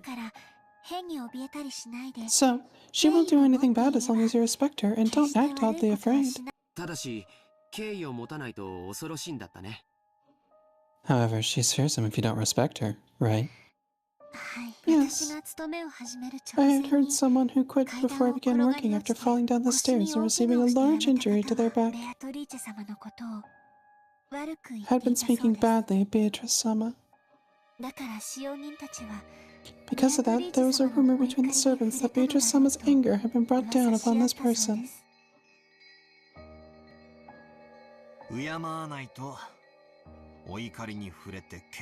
don't respect her, her anger will be brought down upon you, and you will be injured.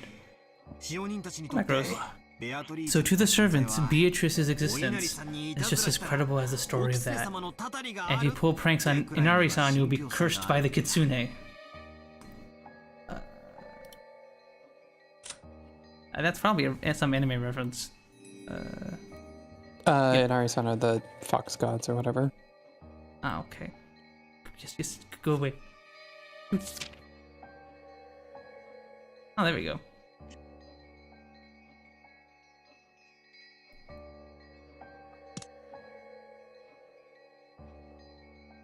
Of course, even though that everyone accepts that curses and the like don't exist in the modern era, people are still afraid and have a little respect for them. You see a lot even in residential areas, such as when someone is building a house and they call a Shinto priest for a ceremony to honor the god of that plot of land. You might think that is just a big waste of time and money, but the workers say that a big accident will occur if they don't do it, so they apparently never neglect the procedure. You also hear about how if an Inari shrine is carelessly removed during a town replanting, that there would be a curse by Kitsune-sama. I think I might have read somewhere that when the occupying forces were trying to expand an airport, it had to remove an Inari-san that was in the way. All the workers were suddenly taken out by some mysterious fever. Even in modern cities like Tokyo, it isn't rare to see modern buildings packed all around an old Inari shrine, leaving the shrine itself untouched. And this isn't limited to Japan. It's probably similar to how people baptize babies. If I remember correctly, that's by the Christian doctrine, unbaptized souls, though their sin is the lightest, still fulfill the conditions for going to hell. Putting water on a child's forehead doesn't do anything but make them cry. If a parent can prevent their child from going to hell with just a little effort, they will happily go through that with the ceremony. In short, even in this modern society of reason, we are still unable to throw away every trace of belief and fear. You could say that it's a passive acceptance of the supernatural. Maybe the only difference on this island was that Beatrice was the name that was respected here. So in other words, if anything happens that doesn't seem explainable in human terms, it's called the work of Beatrice. I think Shan-chan was talking about it. About windows and doors that had definitely been properly shut or locked being opened the next time they were checked. Lights that had been off being on, and lights that had been on being off. If I remember right, Jessica used to joke that it was Beatrice's doing that you couldn't find your bag sometimes when you went to leave in the morning, right? 普通なら妖精さんが隠したとでも言うところが、この島ではベアトリーチェがになるってだけの話だぜ。ま、そんなくだらない話さ。Good memory. Normally you'd say a fairy took them, but on this island it's Beatrice. Man, what a stupid story. このお屋敷も築30年くらいになるそうだからね。This mansion's been standing for about 30 years by now, hasn't it? It's natural for things that old to get their fair share of ghost and occult stories. It's a little young for ghost and occult stories, but... like the 7 mysteries at a school. So here is where we spin the chessboard around. Basically, on this island, there's a rule that Beatrice can be blamed for anything that couldn't have been done by humans. Anything that the humans can't do. How many humans are there? There's 18. In other words, the culprit is modeling things after this rule, trying to make it appear that this crime was the work of the witch. In short, they desperately want to claim that this is the doing of a 19th person. I don't like it. I really don't like it. 気に入らないって何がだよ。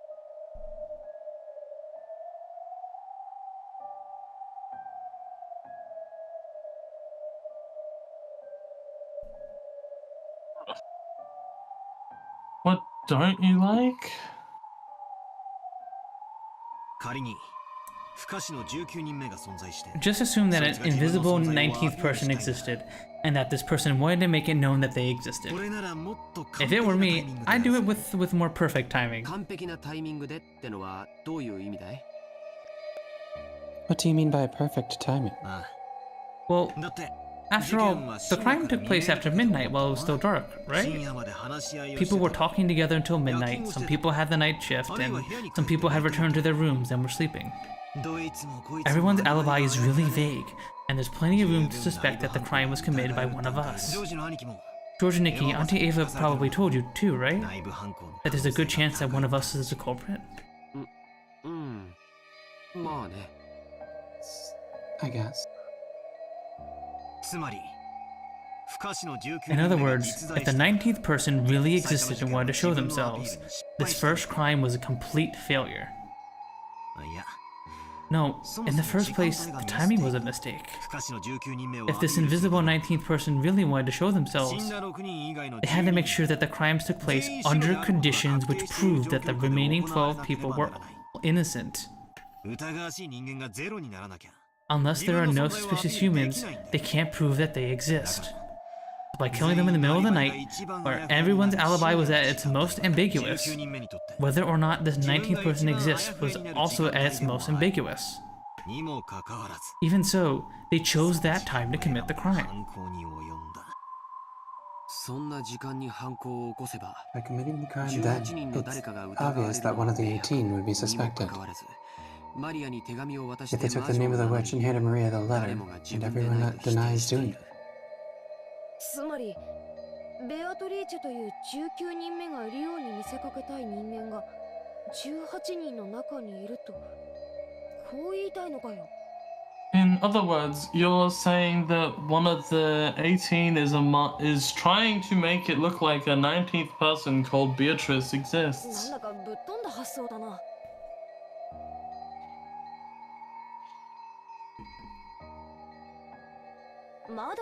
That's pretty crazy. I think my mom's theory that someone is hiding outside the mansion is a little more credible.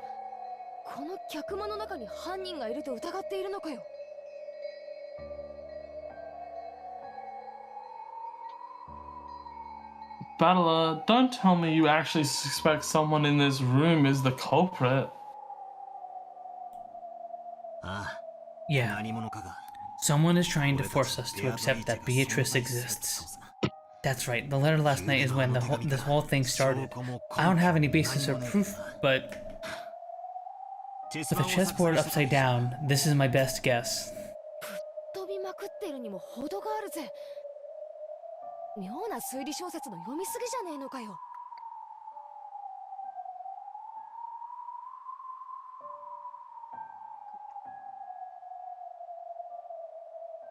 Seriously, that's too crazy. Haven't you been reading too many weird detective novels? But it does sit on a point that we can't ignore. Whether there's a 19th person or not, the culprit is definitely planning something based around that rule about this island. Just now, listening to Battler-kun talk, I heard something that's a little disturbing. Something disturbing?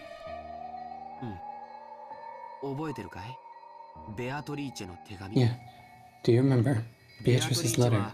It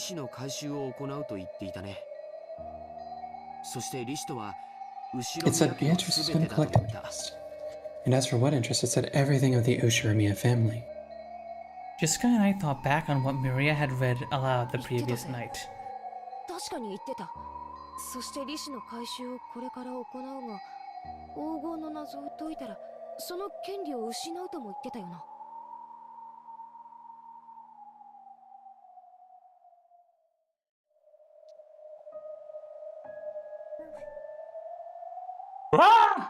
It said that. It definitely said that the collecting of the interest would now take place. But if the riddle of the gold could be solved, that she would lose that right. Grandfather was granted the gold and the Ushirimiya house prospered. Basically, Beatrice is saying that everything he birthed from that gold counts as interest. In other words, That's pretty scary for a joke, Aniki. Don't tell me that everything of the Ushimiya family, in other words, everything that grandfather gave birth to, refers to everyone with grandfather's blood flowing through their veins? If you read the letter that way, these murders are just as Beatrice legitimately collecting interest. If that's the case, the crimes will continue, because the collection of interest is still only halfway completed. George turned around, looking over the parlor. There were still many people who held the name Ushiromiya, and we knew that since Goto-san and Chan-chan had been killed. Not even the servants, who didn't bear the name Ushiromiya, would be spared.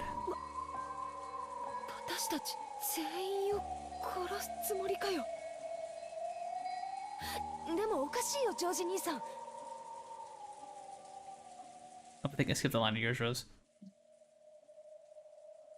Are we all gonna be killed? She's right behind me, isn't she?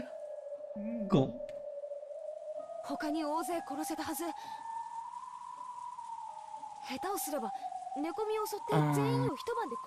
But that's weird, Jojini-san. Why only 6 people then? They could have killed a lot more in the worst case. Oh, in the worst case, it might have been possible for them to assault all of us while we were sleeping and kill everyone in a single night.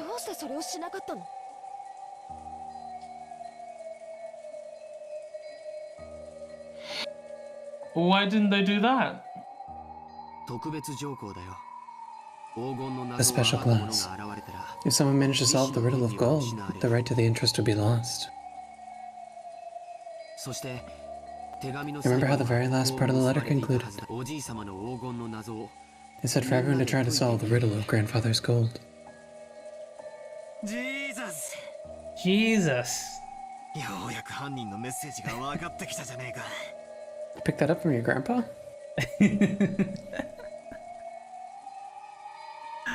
Apparently. It looks like we're finally getting close to understanding the culprit's message. In other words, the culprit is telling us to try and solve the riddle on that epitaph the grandfather had made. Furthermore, they're saying that if we just sit around, they'll keep collecting the interest. I realize this is all based on several crazy guesses. But not everything that happens in this world is joined together in a perfect line. Most unknown phenomena are nothing but individual points. By joining them together into lines, we deepen our understanding. The closer together the points at the end of those lines are, the more logical it is and the easier to understand. And the farther away they are, the more it lacks those qualities. This is why we use a distance analogy, such as and call such theories way out there. However, if you can only join up to a small, limited distance away, we call it having a limited imagination. Is imagination different from reasoning? Was I just trying to force everything that I knew about the case to fit my simple imagination? No, that's not it. When you're searching around with your hands in the dark, that search is imagination. Only imagination can find the 2 points you should connect together. Reasoning is nothing more than the action of drawing the line between them. If you can't imagine, you can't reason. What I was doing might be out there, but it shouldn't be wrong either. Only the power of imagination can pull out a clue from the darkness, and the power of reasoning can tie those clues together. It's a lot like the process of searching out an enemy's weak spot and striking. It's alright if it's crazy. Find the weak point first, then we can think about how to strike. Now is the time to find the points that we could tie together later.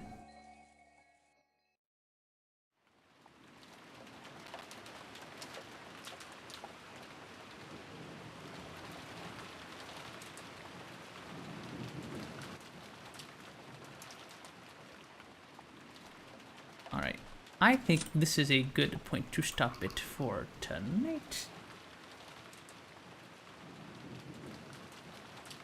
Alright.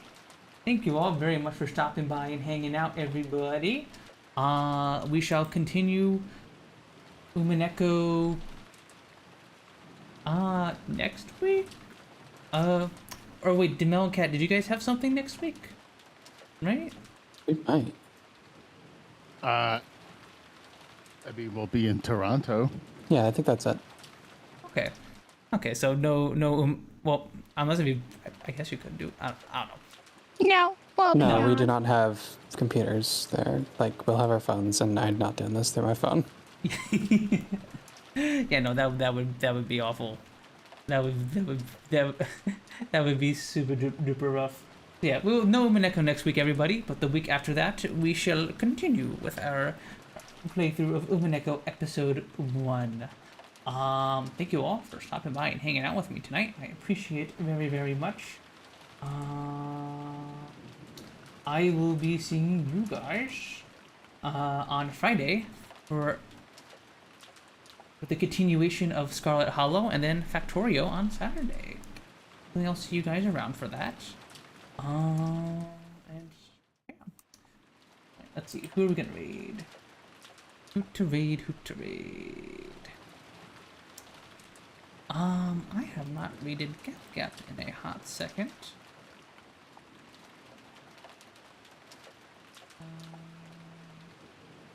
I am gonna send you on over to Gap. We'll send her my love and support, and I will be seeing you guys on Friday. Heck, it doesn't show the thing where it lists the last time I raided a person. That's annoying.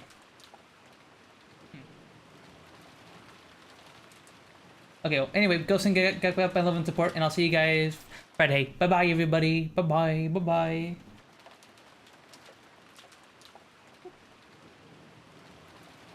Bum, bum, bum, bum, bum.